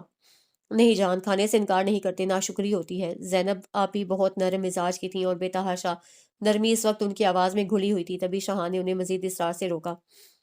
رہنے دیں آپی، بیچاری ریحا پہلے ہی صدمے سے دوچار ہے، اور تنگ نہ کریں۔ مسکراتے لہجے میں وہ اس کا مذاق اڑا رہا تھا۔ آنکھوں میں آنے والی بے ساختہ نمی اس نے سر جھکا کر چھپائی۔ ذرا اس کے دل بے قرار کو سنبھلنے دیں، خود ہی کھا لے گی۔ ٹشو سے ہاتھ صاف کر کے وہ مسکراتے ہوئے اٹھ کھڑا ہوا۔ آپی اسے ایک نظر دیکھ کر رہ گئیں۔ وہ اطلاع ملتے ہی بہت صبح صبح ہی حویلی پہنچ گئے تھے، اور اب وہ بڑے ابا کی اسٹڈی میں ان کی عدالت میں کھڑا تھا۔ کیوں لے کر آئے ہو اسے یہاں؟ اور اس طرح سے انہوں نے بہت غصے سے پوچھا۔ بیوی ہے وہ میری، میں اسے یہاں رکھوں یا چاند پر، میری مرضی۔ سیاہ پینٹ کی جیبوں میں ہاتھ گھسائے وہ بہت اطمینان سے کھڑا تھا، اور جہاں تک اس طرح لانے کی بات ہے تو اور کوئی راستہ نہیں تھا۔ مرضی؟ انہوں نے طنز سے دہرایا۔ اس کی مرضی بھی پتہ کی تھی جسے یوں زبردستی یہاں لائے ہو؟ ان کے طنز پر وہ ہلکے سے مسکرایا۔ شاہان علی کے لیے دوسروں کی نہیں، صرف اس کے اپنے دل کی مرضی اہم ہوتی ہے۔ اپنی بات مکمل کر کے وہ باہر نکل گیا۔ یہ آپ کی دی ہوئی شے ہے جو وہ اتنا خودسر ہو گیا ہے؟ انہوں نے جھنجھلا کر خاموش بیٹھے بڑے ابا کو مخاطب کیا۔ نہیں احسان علی، یہ میری شے نہیں، تمہارا اپنا ماضی ہے جو تمہارے سامنے آ کھڑا ہوا ہے۔ بڑے ابا کی بات پر وہ حیران رہ گئے۔ وہ اندر داخل ہوتے ہی اس کی سمت چلا آیا۔ ہیلو! اس نے موبائل اس کی سمت بڑھایا تو وہ جو اپنے سامنے بیڈ پر پھیلے لہنگے اور دوسرے سامان کو بے توجہی کے ساتھ دیکھ رہی تھی، چونک گئی۔ اپنے گھر بات کر لو۔ وہ موبائل اس کی طرف بڑھا کر باہر نکل گیا۔ کانپتے ہاتھوں سے اس نے نیہا کا نمبر ملایا۔ نیہا اس کی آواز سنتے ہی رو پڑی، خود اس کی آنکھوں سے گرتے آنسو اس کے چہرے کو بھگو رہے تھے۔ کیسی ہو؟ نہ جانے کتنی دیر گزر گئی تھی جب نیہا نے خود کو سنبھال کر پوچھا۔ ٹھیک ہوں، اسے بمشکل خود کو سنبھالا۔ مما پاپا کیسے ہیں؟ مما بہت ٹینس ہے ریحا، رو رو کر انہوں نے اپنا حال برا کر لیا ہے، مجھ سے تو انہیں سنبھالا بھی نہیں جا رہا، نیہا نے بتایا۔ اس کا دل کٹ کر رہ گیا۔ اور پاپا؟ آنسو قطرہ قطرہ پھر گرنے لگے۔ پاپا؟ نیہا ایک لمحہ خاموش ہوئی۔ یو نو ریحا، شاہ نے جو کچھ کیا ہے اس میں پاپا کی رضا شامل ہے۔ نیہا کے دکھ بھرے انداز سے کہنے پر اسے کرنٹ لگا تھا۔ واٹ؟ کیا کہہ رہی ہو نیہا؟ تم پاگل تو نہیں ہو گئی؟ مجھے بھی ایسا ہی لگتا ریحا، اگر میں کسی اور کے سے سنتی، مگر میں نے خود اپنے کانوں سے پاپا کو شاہان سے بات کرتے سنا ہے۔ نیہا کی بات پر وہ اندر سے ڈھہ گئی۔ ایسا کیسے ہو سکتا ہے نیہا؟ پاپا ایسا کیوں کریں گے؟ اسے یقین نہیں آ رہا تھا۔ تمہیں یقین نہیں ہے ریحا؟ تو آج غالباً تمہارا ولیمہ ہے نا؟ ہاں مگر تو پاپا آئیں گے، تم خود پوچھ لینا ان سے۔ پاپا یہاں آئیں گے؟ اسے حیرت کا شدید جھٹکا لگا۔ ہاں، وہ شاہان سے یہی کہہ رہے تھے۔ نیہا کی بات پر وہ بالکل چپ رہ گئی تھی۔ ریحا، نیہا نے اسے پکارا۔ وہ اب اسے حوصلہ دینا چاہ رہی تھی۔ کچھ بھی ہو، اس شخص کو کوئی بھی لمٹ کراس مت کرنے دینا۔ اس کی بات پر وہ تلخی سے مسکرائی۔ تمہیں کیا لگتا ہے نیہا، جو شخص مجھے میری مرضی کے خلاف یہاں حویلی لا سکتا ہے وہ میرے ساتھ اور کچھ نہیں کر سکتا؟ اس شخص کی کوئی لمٹ نہیں ہے نیہا۔ بہت دکھ سے کہہ کر وہ خاموش ہو گئی۔ اس کا مطلب ہے کہ اس نے، کاش ریحا میں تمہارے لیے کچھ کر سکتی۔ میں جہاں کھڑی ہوں نا نیہا، وہ یہاں پر یہاں پر میں خود اپنے لیے کچھ نہیں کر سکتی تو کوئی دوسرا بھلا کیا کر سکتا ہے؟ تم بس مما کا بہت سا خیال رکھنا، اور ہاں کوشش کرنا کہ انہیں پتہ نہ چلے کہ شاہان کے اس عمل میں پاپا کی رضا بھی شامل ہے، ورنہ ان کا اعتبار ٹوٹ جائے گا۔ آج دن میں اس کا ولیمہ تھا، بہت مختصر نوٹس پر بھی ولیمہ کے بہت اعلیٰ انتظامات کیے گئے تھے۔ اندر باہر پھیلی چہل پہل سے بے نیاز وہ اس وقت بیٹھ کے ایک کونے پر ٹکی تھی۔ سی گرین کلر کے لہنگے میں ملبوس ریحا کو بیوٹیشن تیار کر کے جا چکی تھی، اور اس لہنگے اور دیدہ زیب مہنگے کے ساتھ لہنگے کے ساتھ زیورات اور دوسری لوازمات سے سجی وہ آسمان سے اتری کوئی حور لگ رہی تھی، اور اس کے دلکش حسن کو چار چاند سوگواریت نے لگائے تھے۔ سوگواریت میں لپٹا حسن اتنا دلکش منظر تھا کہ ایک پل اندر آتا شاہان علی بھی ٹھٹک کر رہ گیا تھا، دوسرے ہی لمحے وہ اندر بڑھا تھا، اور اس کے پیچھے آتے سرفراز علی بھی وہ کمرے کے وسط میں آ کے کھنکھارا۔ اس نے بے اختیار سر اٹھا کر اوپر دیکھا۔ پاپا! وہ ایک لمحے میں اٹھ کھڑی ہوئی اور دوڑ کر ان کے گلے آ لگی۔ پھوٹ پھوٹ کر روتے ہوئے اس نے اپنا سر ان کے سینے سے ٹکایا تھا۔ آپ کو مجھ پر بھروسہ نہیں تھا جو یوں آپ بس ایک بار کہتے پاپا تو میں ہنسی خوشی اس شخص کے ساتھ رخصت ہو جاتی۔ شاہان انہیں اکیلا چھوڑ کر باہر چلا گیا تھا، تب بہت سا رو چکنے کے بعد اس کے لبوں سے شکوہ برآمد ہوا تھا۔ تمہاری ماں کبھی نہیں مانتی بیٹا، انہوں نے بہت پرملال سے انداز میں کہا۔ میں ایسا کرنا نہیں چاہتا تھا بیٹا۔ وہ ایک لمحے کو خاموش ہوئے تھے۔ بعض فیصلے بڑے اذیت ناک ہوتے ہیں، مگر چونکہ ہمارے اپنے ہوتے ہیں اس لیے خوشی سے ہمیں انہیں نبھانا پڑتا ہے۔ کوئی بھی فیصلہ کرنے سے پہلے ہمیں اس کے تمام رخ ہی نہیں دیکھنے چاہیے، بلکہ ہمیں اس کے ان اثرات کو بھی مد نظر رکھنا چاہیے جو ہمارے اس فیصلے کے نتیجے میں نہ صرف ہماری بلکہ ہم سے وابستہ بہت سارے لوگوں پر اثر انداز ہوتے ہیں۔ اور فیصلہ کرتے وقت صرف اس لمحے کو نہیں، آنے والے وقت کو بھی دیکھنا چاہیے۔ ہمیں دیکھنا چاہیے کہ ہمارا اٹھایا ہوا کوئی قدم یا کیا ہوا کوئی فیصلہ صرف آج نہیں، آج سے 5-10 سال بعد یہ اثرات سامنے لائے گا۔ میں نے ان ساری چیزوں کو نظر انداز کیا اور بہت غلط کیا، اپنے ساتھ ہی نہیں تمہارے ساتھ بھی۔ بیٹا زندگی بعض دفعہ ہمیں ایسے مجبور کرتی ہے کہ ہم چاہنے کے باوجود وہ سب کرتے ہیں جو یہ کروانا چاہتی ہے۔ میں نے بھی بہت مشکل سے ایسا کیا۔ تمہیں معلوم ہے بیٹا میں نے ایسا کیوں کیا؟ تمہاری پھپھو کی وجہ سے۔ اس نے حیرت سے انہیں دیکھا۔ پھپھو کی وجہ سے؟ انہوں نے ایک گہری سانس خارج کی۔ اس کی بے رنگ زندگی نے مجھ سے ایسا کروایا، اس کی اداسی، اس کا اکیلا پن مجھ سے برداشت نہیں ہوتا بیٹا۔ میں کتنی اذیت محسوس کرتا ہوں جب اس کی زندگی کے متعلق سوچتا ہوں۔ تم تصور بھی نہیں کر سکتی۔ بیٹا احسان نے آج تک اسے طلاق نہیں دی، آج بھی اسے اپنے نام کا پابند کر رکھا ہے، اور شاہان بھی اسی کا بیٹا ہے۔ انا اور ضد میں اسے بھی 4 ہاتھ آگے، وہ تمہیں کبھی آزاد نہیں کرتا۔ مجھے اس بات کا علم تھا، اور اگر ہم عدالت کے ذریعے طلاق لے بھی لیتے تو پھر بھی میں تمہاری زندگی برباد ہونے سے روک نہیں سکتا تھا، کیونکہ ہمارے خاندان میں بیوہ طلاق یافتہ کی کبھی دوسری شادی نہیں کی جاتی۔ یہ میرے خاندان کی روایت ہے اور میں اسے توڑ نہیں سکتا تھا بیٹا۔ اسی لیے تمہاری زندگی کو بے رنگ ہونے سے بچانے کے لیے مجھے یہ سخت اور مشکل فیصلہ کرنا پڑا۔ وہ تھک کر خاموش ہوئے تھے، تب اس نے سر اٹھا کر انہیں دیکھا تھا۔ اور اب آپ کو لگتا ہے پاپا کہ میری زندگی اذیت ناک نہیں ہوگی؟ مجھے پتا ہے بیٹا، یوں ایک دم سے یہ سب قبول کرنا تمہارے لیے مشکل ہے، مگر رفتہ رفتہ تم اپنی لائف میں سیٹ ہو جاؤ گی۔ اور جہاں تک بات ہے شاہان کی، تو میں مانتا ہوں وہ کچھ سخت مزاج ہے، مگر مجھے تم پر پورا بھروسہ ہے۔ تم اسے اپنی توجہ سے بدل لو گی، اسے اپنی پرواہ سے نرم کر لو گی۔ وہ پتھر ہے پاپا، اور پتھر کب نرم ہوتے ہیں؟ انہیں نرم کرنے کی کوشش کرو تو یا تو وہ ٹوٹ جاتے ہیں یا توڑ دیتے ہیں۔ اپنی آنکھوں کی گیلی سطح خشک کرتے ہوئے بولی تو سرفراز علی اپنی آنکھوں کی نمی چھپا نہیں پائے تھے۔ ولیمہ کا فنکشن ختم ہوتے ہی آپی زینب اور شاہان کی چچا ذات ماہین اسے کمرے میں لے آئیں، مگر یہ وہ کمرہ نہیں تھا جس میں وہ کل سے تھی۔ یہ تو کوئی دوسرا کمرہ تھا، وال ٹو وال بچھا آف وائٹ اور گولڈن قالین، جہازی سائز بیڈ جس پر آف وائٹ بیڈ شیٹ بچھی ہوئی تھی، بہت بڑی سی گلاس ونڈو کے آگے پردے بھی اسی رنگ کے تھے، فل اسکرین ٹی وی، کمرے کے کونے میں روم ریفریجریٹر، بہت اسٹائلش آف وائٹ صوفہ اور اس کے آگے رکھی شفاف شیشے کی میز، بیڈ کی سائڈ ٹیبل پر دھرے ٹیبل لیمپ اور کونے میں رکھا بڑا سا گلدان کمرے کی خوبصورتی کو 4 چاند لگا رہے تھے، جبکہ بیڈ کی سائڈ پہ کرسٹل سٹینڈ پہ رکھی شاہان علی کی بڑی سی تصویر کمرے کی شان تھی۔ وہ دونوں اسے کمرے میں چھوڑ کر جا چکی تھیں۔ کچھ دیر یوں ہی کھڑے رہنے کے بعد ڈریسنگ روم میں لباس تبدیل کرنے کے لیے چلی گئی۔ لباس تبدیل کر کے وہ باہر نکلی تو وہ سامنے ہی صوفے پر بیٹھا ہوا تھا۔ وہ ٹھٹک کر رہ گئی تھی، وجہ اس کی کمرے میں موجودگی نہیں بلکہ اس کے ہاتھ میں تھاما گلاس اور سامنے میز پر دھری بوتل تھی۔ تو شاہان علی، یہ تھی تمہاری اصلیت، تمہارا اصل چہرہ، ٹھیک کہا تھا اس نے نیہا سے۔ उस शख्स की वाकई कोई हद नहीं थी। उसने तनफ़ुर भरी निगाह उस पर डाली जो बेनियाज बना बैठा था और खामोशी से वॉशरूम में घुस गई। वो वापस बाहर आई तो वो बिस्तर पर लेटा हुआ था। वो खुद भी खामोशी से बिस्तर पर आ बैठी। तभी शाहान अली ने हाथ बढ़ाकर उसे अपने करीब खींच लिया। वो फौरन परे हुई थी। वो हल्के से मुस्कुराया। ये मत समझना शाहान अली तुम पर मर मिटा है। तुम्हारे जैसी हजारों नहीं, लाखों शाहान अली के कदमों में निछावर होने को बेताब है। वो तो तुम मेरी जिद हो और बस। तुम्हें अपने सामने बेबस देख कर जो सुकून मेरी रगो पै में उतरता है, उसका नेमुल बदल कहीं नहीं। उसे अपने पहलू में गिराते शाहान अली ने उसकी औकात याद दिलाई थी। सुबह जब उसकी आंख खुली तो वो कमरे से जा चुका था। वो फ्रेश होकर निकली तो आप ही मुंतजिर थी। आओ बाहर ही नाश्ता कर लेना। वो उसे लिए बाहर आ गई। शाहान और बड़े अब्बा तो सुबह ही निकल गए थे। उन्होंने खुद ही बताया था। वहाँ बहुत खामोशी फैली हुई थी। आप ही अपने साथ मुलाजमा को लिए किचन से बाहर आई थी। उन्होंने मुलाजमा को इशारा किया तो उसने नाश्ते की ट्रे उसके सामने रख दी। आप ही उसके आप ही उसके करीब ही आ बैठी। चाय का कप हाथ में थामते उसने उनसे सबके बारे में पूछा था। सब लोग यहाँ थोड़ी रहते हैं। पहले सब इकट्ठे ही रहते थे, मगर फिर बच्चे बड़े हुए तो बड़े अब्बा ने सबके अलग पोर्शंस बनवा दिए।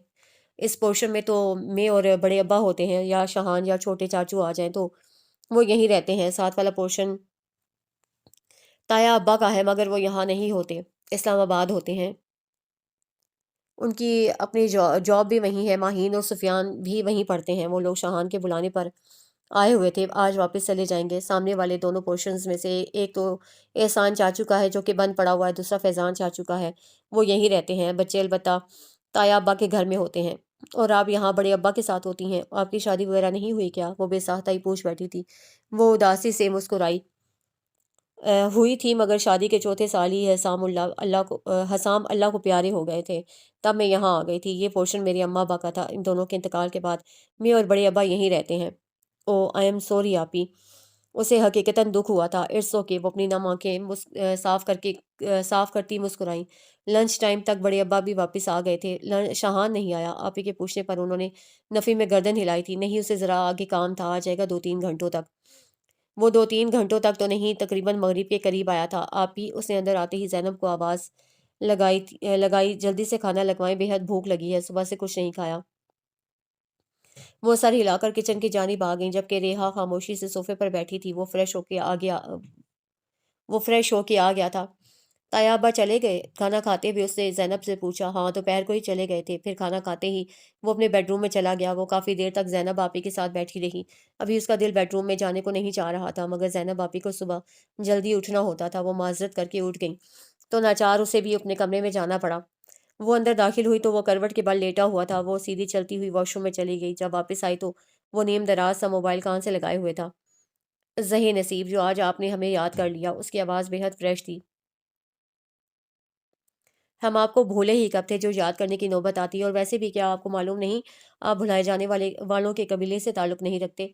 शाह ने स्पीकर ऑन किया हुआ था, इसलिए रेहा को दूसरी तरफ की आवाज़ साफ सुनाई दे रही थी। वो कोई लड़की थी। ये बात सुनकर वो मुस्कुराया। तो फिर इतने दिन की गफलत क्यों? हमने सोचा आप मसरूफ़ होंगे, आपको डिस्टर्ब किया करना, वो तो मुबारकबाद देनी थी। तो तुम्हें मालूम हो गया? उसके सवाल पर दूसरी जानिब हंसी का जलता रंग बजा था, जो पास ही खामोशी करवट के बल लेटी रेहा अली के कानों तक भी पहुंचा था। क्या किया जाए साहब, जो दिल के करीब हों उनकी खैर खबर तो रखनी पड़ती है ना। रोहीना के लहजे में हल्का सा शिकवा उतरा। अरे आपको क्या लगता है हम आपसे अनजान हो सकते हैं? आज वो भी दिल लगी पर उतर आया था। तेरे वादे पर जिए हम तो, ये जान झूठ जाना कि खुशी से मर न जाते अगर एतबार होता। उसे कहका लगाया। तो इस बार भी बाजी आपने मार ही ली। उसे मायनी खेजी से दरियाफ्त किया। हमसे जीता है ना जीतेगा कोई, वो तो हम जान के खा लेते हैं, मारते हैं अक्सर। एक गहरी निगाह रेहा पर डालकर उसे शेर पढ़ा तो वो सुलग उठी। उसे मालूम था ये मायनी खेज गुफ्तगू उसी के मुतलिक थी। सही। दूसरी तरफ से मुतासिर होते हुए एतराफ़ किया गया था। वैसे मिजाज तो बखैर है ना? रोहीना ने तजस्सुस से रेहा के रवैये के मुतलिक पूछा था। ना भी हो तो हमें करना आते हैं जनाब, मुस्कुरा कर कहता वो रेहा को अंदर तक झुलसा गया। वो एक झटके से उठी और ड्रेसिंग रूम में घुस गई।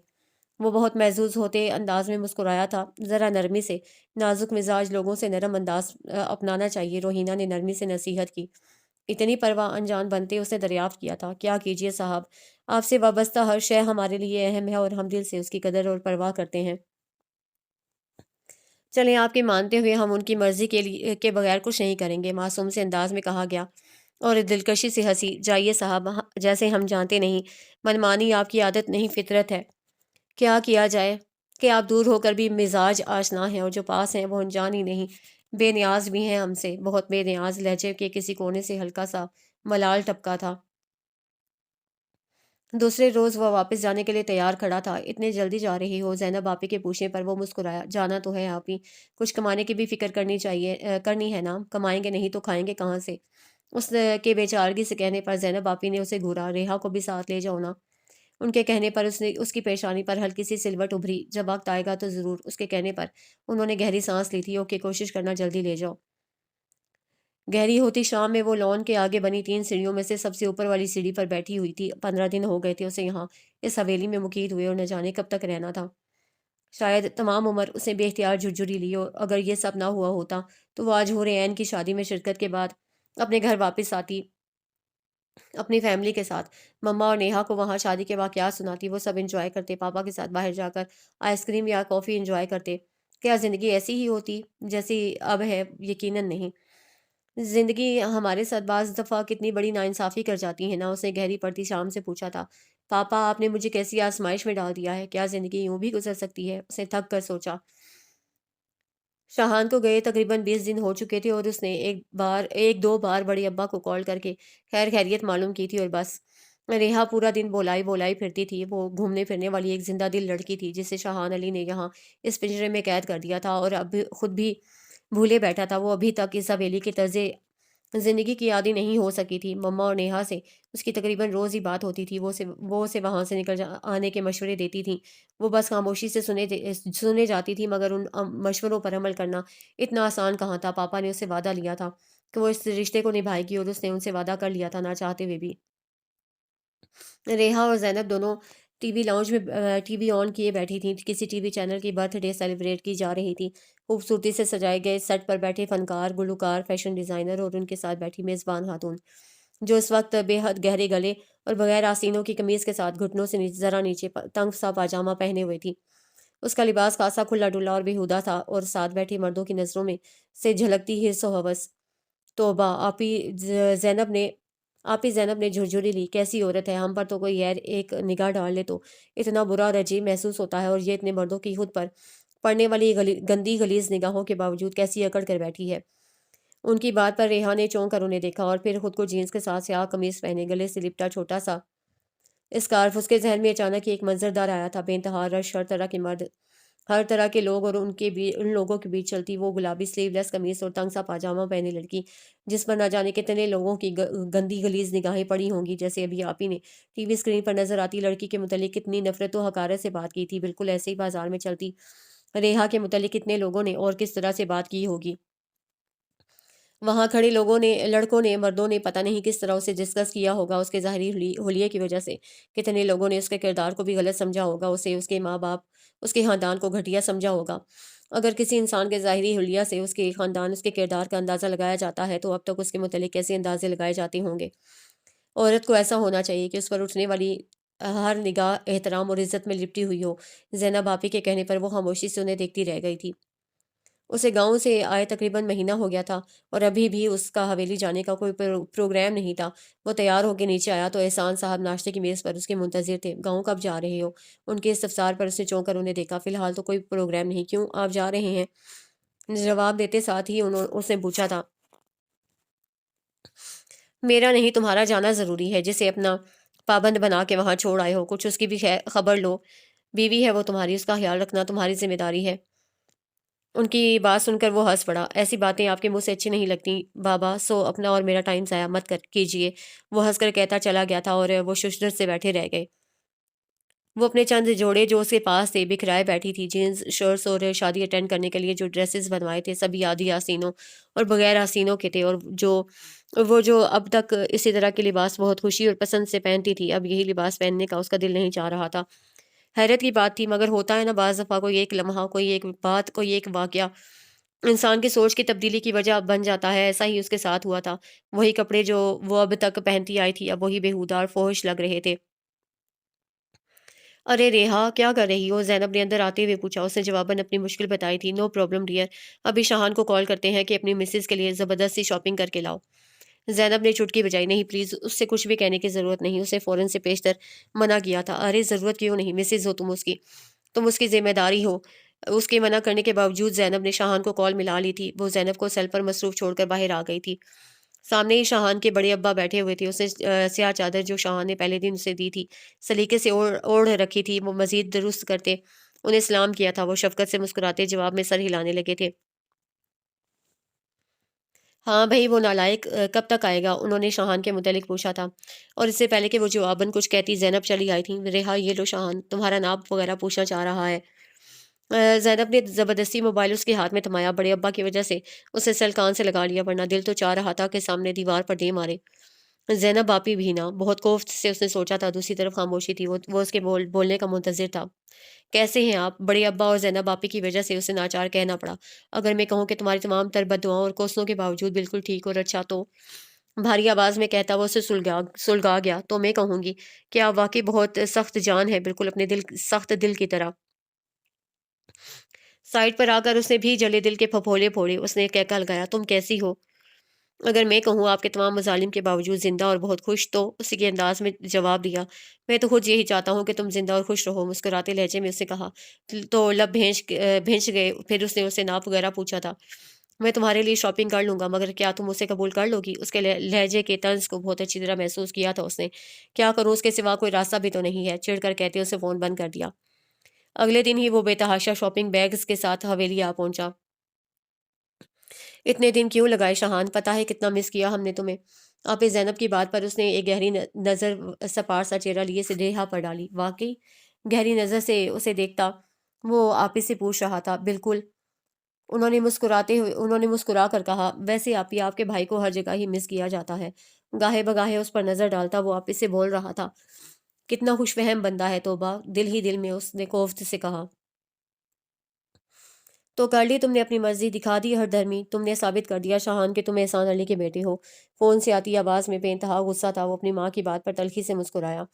نہیں ڈیئر مما، میں نے ثابت کر دیا کہ میں حمیرہ علی اور احسان علی کی اولاد ہوں، انہی کی طرح ضدی، انا پرست اور صرف اپنے لیے سوچنے والا۔ آپ ہر مرتبہ مجھے ہی کہتی ہیں نا کہ میں ضدی ہوں، انا پرست ہوں، مجھے جھکنا نہیں آتا، میں اپنی ذات سے ہٹ کر بھی کسی دوسرے کے متعلق نہیں سوچ سکتا۔ تو مما جان، یہ سب کچھ تو میں نے اپنے والدین سے سیکھا ہے، اپنے باپ سے ضد لی ہے میں نے، تو اپنی ماں سے انا بھی لی ہے۔ صرف اپنے متعلق سوچنا بھی میں نے آپ سے سیکھا ہے، اپنی ذات کے متعلق سوچتے آپ نے ایک بار بھی اس 8 سال کے بچے کے متعلق سوچا تھا جو کوئی اور نہیں، آپ کا اپنا بیٹا تھا؟ آپ کا اپنا خون، کس کے رحم و کرم پر چھوڑ کر آپ وہاں سے نکل آئی تھیں اپنی انا، اپنی ضد کے باعث؟ ایک بار بھی آپ نے نہیں سوچا آپ کا بیٹا کس کے سہارے رہے گا، اس کا خیال کون رکھے گا، اس کے کھانے پینے، اس کی اسکولنگ، اس کی تربیت، ان سب چیزوں کی فکر کون کرے گا؟ وہ 8 سال کا بچہ جو اپنی ماں سے لپٹ کر سوتا ہے، اپنی ماں کے جانے کے بعد رات کو ڈر لگنے پر کس کے ساتھ لپٹ کر سوئے گا؟ اسے جب چوٹ لگے گی تو روتا ہوا کس کے پاس جائے گا؟ جس ضدی شخص کو آپ نے چھوڑا تھا، تو آپ اپنے بیٹے کو اس شخص کے پاس کیوں چھوڑ دیا؟ ایک پل بھی یہ نہیں سوچا کہ وہ ضدی انسان آپ کے بیٹے کی کیسی تربیت کرے گا؟ مگر نہیں، آپ کو صرف اپنی ذات سے غرض تھی۔ یہ خود غرضی میں نے اپنی ماں کے عمل سے ہی سیکھی تھی۔ آپ کہتی ہیں میں سخت دل ہوں، کیا کبھی آپ نے سوچا مجھے ایسا کس نے بنایا؟ بہت ٹوٹے ہوئے انداز میں کہتا وہ فون بند کر چکا تھا۔ باہر کھڑی ریحا دبے پاؤں واپس مڑ گئی۔ وہ دوبارہ کمرے میں داخل ہوئی تو وہ مدہوش تھا، بیڈ پر سویا ہوا تھا۔ حرام مشروب پینا اس کی عادت تھی یا نہیں، مگر آج اس نے اپنے اندر پھیلے غم سے گھبرا کر پی لی تھی۔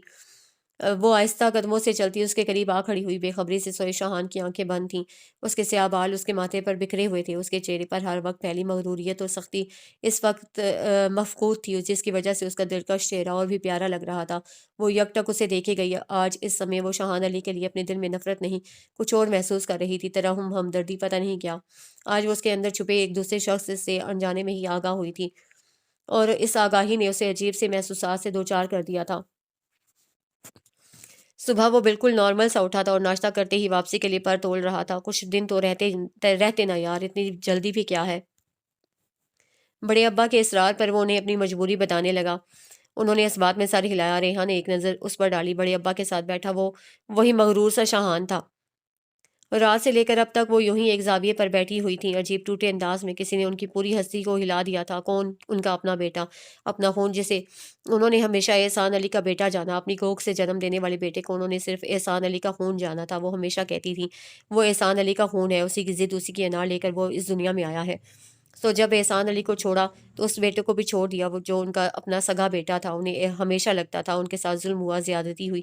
احسان علی نے حمیرہ علی کے ساتھ زیادتی کی، ظلم کیا، پر آج انہیں لگ رہا تھا زیادتی، ظلم اور ناانصافی تو احسان علی اور حمیرہ علی نے کی اپنے بیٹے شاہان علی کے ساتھ، جس کے چند الفاظ نے ان سے ان کی ذات کا زوم چھین لیا تھا۔ وہ پورے قد سے ڈھہ گئی تھیں۔ حمیرہ اپنے ماں باپ کی سب سے آخری اولاد تھیں۔ ان سے پہلے ان کے دو بڑے بھائی تھے، سرفراز اور شہزاد۔ حمیرہ شروع سے ہی اپنے ماں باپ کے ساتھ بھائیوں کی بھی لاڈلی تھیں، اور اسی لاڈ پیار کے باعث وہ کچھ لاپرواہ سی تھیں۔ ماں باپ کی شفقت کے سائے تلے پلتے کب بچپن چھوٹا اور جوانی نے انگلی تھامی پتہ ہی نہ چلا تھا۔ ہاں، مگر ان کی اٹھان غضب کی تھی۔ گوری رنگت، بڑی بڑی آنکھیں، ریشمی زلفیں اور لامبا قد، وہ بے حد حسین تھیں۔ تبھی تو پہلی نظر پڑتے ہی احسان علی دل ہار گئے تھے۔ احسان اپنے چاروں بھائیوں میں سب سے چھوٹے تھے، کچھ کھلنڈری اور لاپرواہ طبیعت کے ساتھ بلا کے ضدی بھی تھے، جو ٹھان لیتے بس کر گزرتے تھے۔ نہ راہ میں آنے والی مشکلوں کی فکر، نہ نتیجے کی پرواہ، جو من میں آتا بس وہی کر گزرنے کی دھن لگ جاتی تھی۔ حمیرہ علی کو دیکھنے کے بعد فوراً ماں باپ سے ضد کی کہ شادی کرنی ہے تو بس حمیرہ سے۔ حمیرہ ابا کے گہرے دوست کی بیٹی تھی، جن کی شرافت اور انداز کے وہ خود بھی معترف تھے۔ خود حمیرہ بھی انہیں بے حد پسند تھی، مگر احسان کی طبیعت کے پیش نظر وہ رشتہ مانگنے سے ہچکچا رہے تھے۔ مگر احسان اپنی ضد پر اڑے ہوئے تھے۔ تب مجبوراً ابا اور اماں جان کو اپنا دستے سوال دراز کرنا پڑا تھا۔ حمیرہ کے والد کو اپنے دوست سے زیادہ عزیز بھلا کون تھا؟ تبھی جھٹ سے اپنی لاڈلی کا ہاتھ احسان علی کے ہاتھ میں دے دیا۔ بہت دھوم دھام سے شادی ہوئی، اور شادی کے بعد احسان علی کو پتہ چلا تھا کہ محبت کی راہ میں وہ تنہا نہیں بلکہ حمیرہ بھی ان کے ساتھ ہم سفر ہے۔ زندگی کی خوشیوں میں کئی گنا اضافہ ہو گیا تھا جب چاند سے چہرے والا شاہان علی نعمت بن کر ان کے گھر کے آنگن میں اترا تھا۔ کتنے دن تک خوشیاں منائی جاتی رہیں۔ شاہان علی کی صورت خدا نے جو تحفہ انہیں دیا تھا، اسے پا کر حمیرہ اللہ کی حضور شکر ادا کرتے نہ تھکتی، اس کے ساتھ لگ کر اس کے چھوٹے چھوٹے کام کرتے۔ وہ اپنے ساتھ ساتھ احسان سے بھی کچھ غافل سی ہو گئیں۔ مسئلہ یہیں سے شروع ہوا تھا۔ ننھے شاہان کو سلا کر وہ خود ابھی تک جاگ رہی تھیں۔ احسان ابھی تک گھر واپس نہیں آئے تھے۔ پچھلے چند دنوں سے وہ لیٹ آنے لگے تھے۔ شاہان کی طبیعت پچھلے کچھ دنوں سے خراب تھی، سو وہ توجہ نہ دے سکیں، مگر آج 12:30 سے اوپر کا وقت ہو رہا تھا، مگر احسان کا کچھ پتہ نہ تھا۔ وہ پریشانی سے کبھی وال کلاک اور کبھی بند دروازے کو دیکھتی تھیں۔ 1:30 بجے احسان واپس آ گئے، مگر بیگانہ ہوتے حواس اور لڑکھڑاتے قدموں کے ساتھ۔ حیرتوں کے کئی پہاڑ حمیرہ پر ٹوٹے تھے۔ احسان، آپ نے نشہ کیا؟ حیرت سے وہ انہیں دیکھ رہی تھی جو آتے ساتھ ہی بے سدھ پڑے تھے۔ دوسرے دن انہوں نے حمیرہ سے معافی تلافی کی تھی۔ آئی ایم سوری یار، وہ دوستوں نے زبردستی پلا دیا، آئندہ ایسا کبھی نہیں ہوگا۔ ان کا ہاتھ پکڑ کر انہوں نے وعدہ کیا تھا، مگر وعدہ تو ہوتا ہی ٹوٹنے کے لیے ہے، سو بہت جلد ٹوٹ گیا اور پھر یہ ان کا معمول بن گیا۔ ہر دوسرے تیسرے دن وہ ہوش و حواس گوائے گھر لوٹتے۔ پہلے پہل تو معافی بھی مانگ لیتے، شرمندہ ہوتے، مگر اب اکھڑنے لگے تھے۔ ہاں کرتا ہوں نشا، کر لو جو تم نے کرنا ہے۔ حمیرہ کے کچھ کہنے پر وہ حتے سے اکھڑے تھے۔ بیوی ہو، بیوی بن کر رہو تو بہتر ہے، ورنہ… بہت غصے سے دھمکی دیتے وہ باہر نکل گئے۔ تب وہ پھوٹ پھوٹ کر رو رہیں۔ انہی دنوں جب شاہان 5 سال کا تھا، حمیرہ کو اپنی والدہ کی بیماری کی اطلاع ملی تھی۔ وہ فوراً چلی آئیں۔ اماں نے بہت محبت سے ان سے اپنی آخری خواہش بیان کی تھی، ریحا کو اپنی بہو بنانے کی، جو 4 سال کی تھی۔ تب سرفراز بھائی کے ساتھ حمیرہ نے بھی اپنی ماں کی آخری خواہش پر سر جھکا دیا تھا۔ حویلی سے بہت دھوم دھام کے ساتھ وہ لوگ آئے تھے اور ریحا کا نکاح شاہان کے ساتھ کر دیا گیا۔ اس رشتے سے سبھی بہت خوش تھے، خود حمیرہ بھی، جن کی جان اپنی پیاری سی بھتیجے میں تھی۔ اماں کے انتقال کے بعد وہ 3 ماہ تک ابا کے گھر رہی تھی۔ اس عرصے میں احسان فقط چند بار ہی ان سے ملنے آئے تھے۔ 3 ماہ بعد وہ سوگوار سی لوٹ آئیں۔ احسان کی ابھی تک وہی روش تھی، بلکہ اب ان کی ضد، ان کی ہٹ دھرمی میں اضافہ ہو گیا تھا۔ گھر میں آئے روز جھگڑے ہونے لگے۔ احسان اگر ضدی تھے تو کم وہ بھی نہیں تھی۔ ماں باپ نے بہت لاڈ پیار سے پرورش کی تھی۔ کبھی کسی نے پھولوں کی چھڑی سے نہ چھوا تھا تو اب وہ احسان کی جلی کٹی کیسے سن لیتی یا ان سے دب جاتی۔ وہ دو بدو لڑائی ہوتی۔ ان دونوں کے جھگڑوں کی وجہ سے شاہان بہت سہما رہتا، وہ بہت چپ چپ رہنے لگا تھا، مگر دونوں کو ہی پرواہ کب تھی۔ جانے ان کے بیچ میں سے وہ محبت کہاں اٹھ گئی تھی۔ ایک دن وہ گھر لوٹے تو نہ صرف نشے میں تھے بلکہ حمیرہ کا حق بھی کسی اور کی جھولی میں ڈال آئے تھے۔ تب حمیرہ نے آخری فیصلہ کر لیا۔ بہت غصے سے احسان علی کے گھر کو چھوڑتے ہوئے انہوں نے شاہان کو بھی چھوڑ دیا۔ اگر گھر سے قدم نکالا تو شاہان کو بھول جانا، احسان علی نے دھمکی دی۔ ہاں بھول جاؤں گی، وہ بھی تمہارا بیٹا ہے، تمہارا خون تمہارے جیسا ہی ہوگا۔ غصے سے اپنا سامان نکالتے انہوں نے بھی چلا کر کہا۔ ان کے آنے کے بعد شاہان اکثر انہیں فون کر کے روتے ہوئے ان سے واپس آنے کی منت کرتا تھا۔ مما پلیز واپس آ جائیں، مجھے آپ کے بغیر کچھ اچھا نہیں لگتا۔ وہ روتے ہوئے ان سے التجا کرتا، مما پاپا رات کو لیٹ آتے ہیں اور مجھے تنہا سوتے ہوئے ڈر لگتا ہے، آپ واپس آ جائیں پلیز مما۔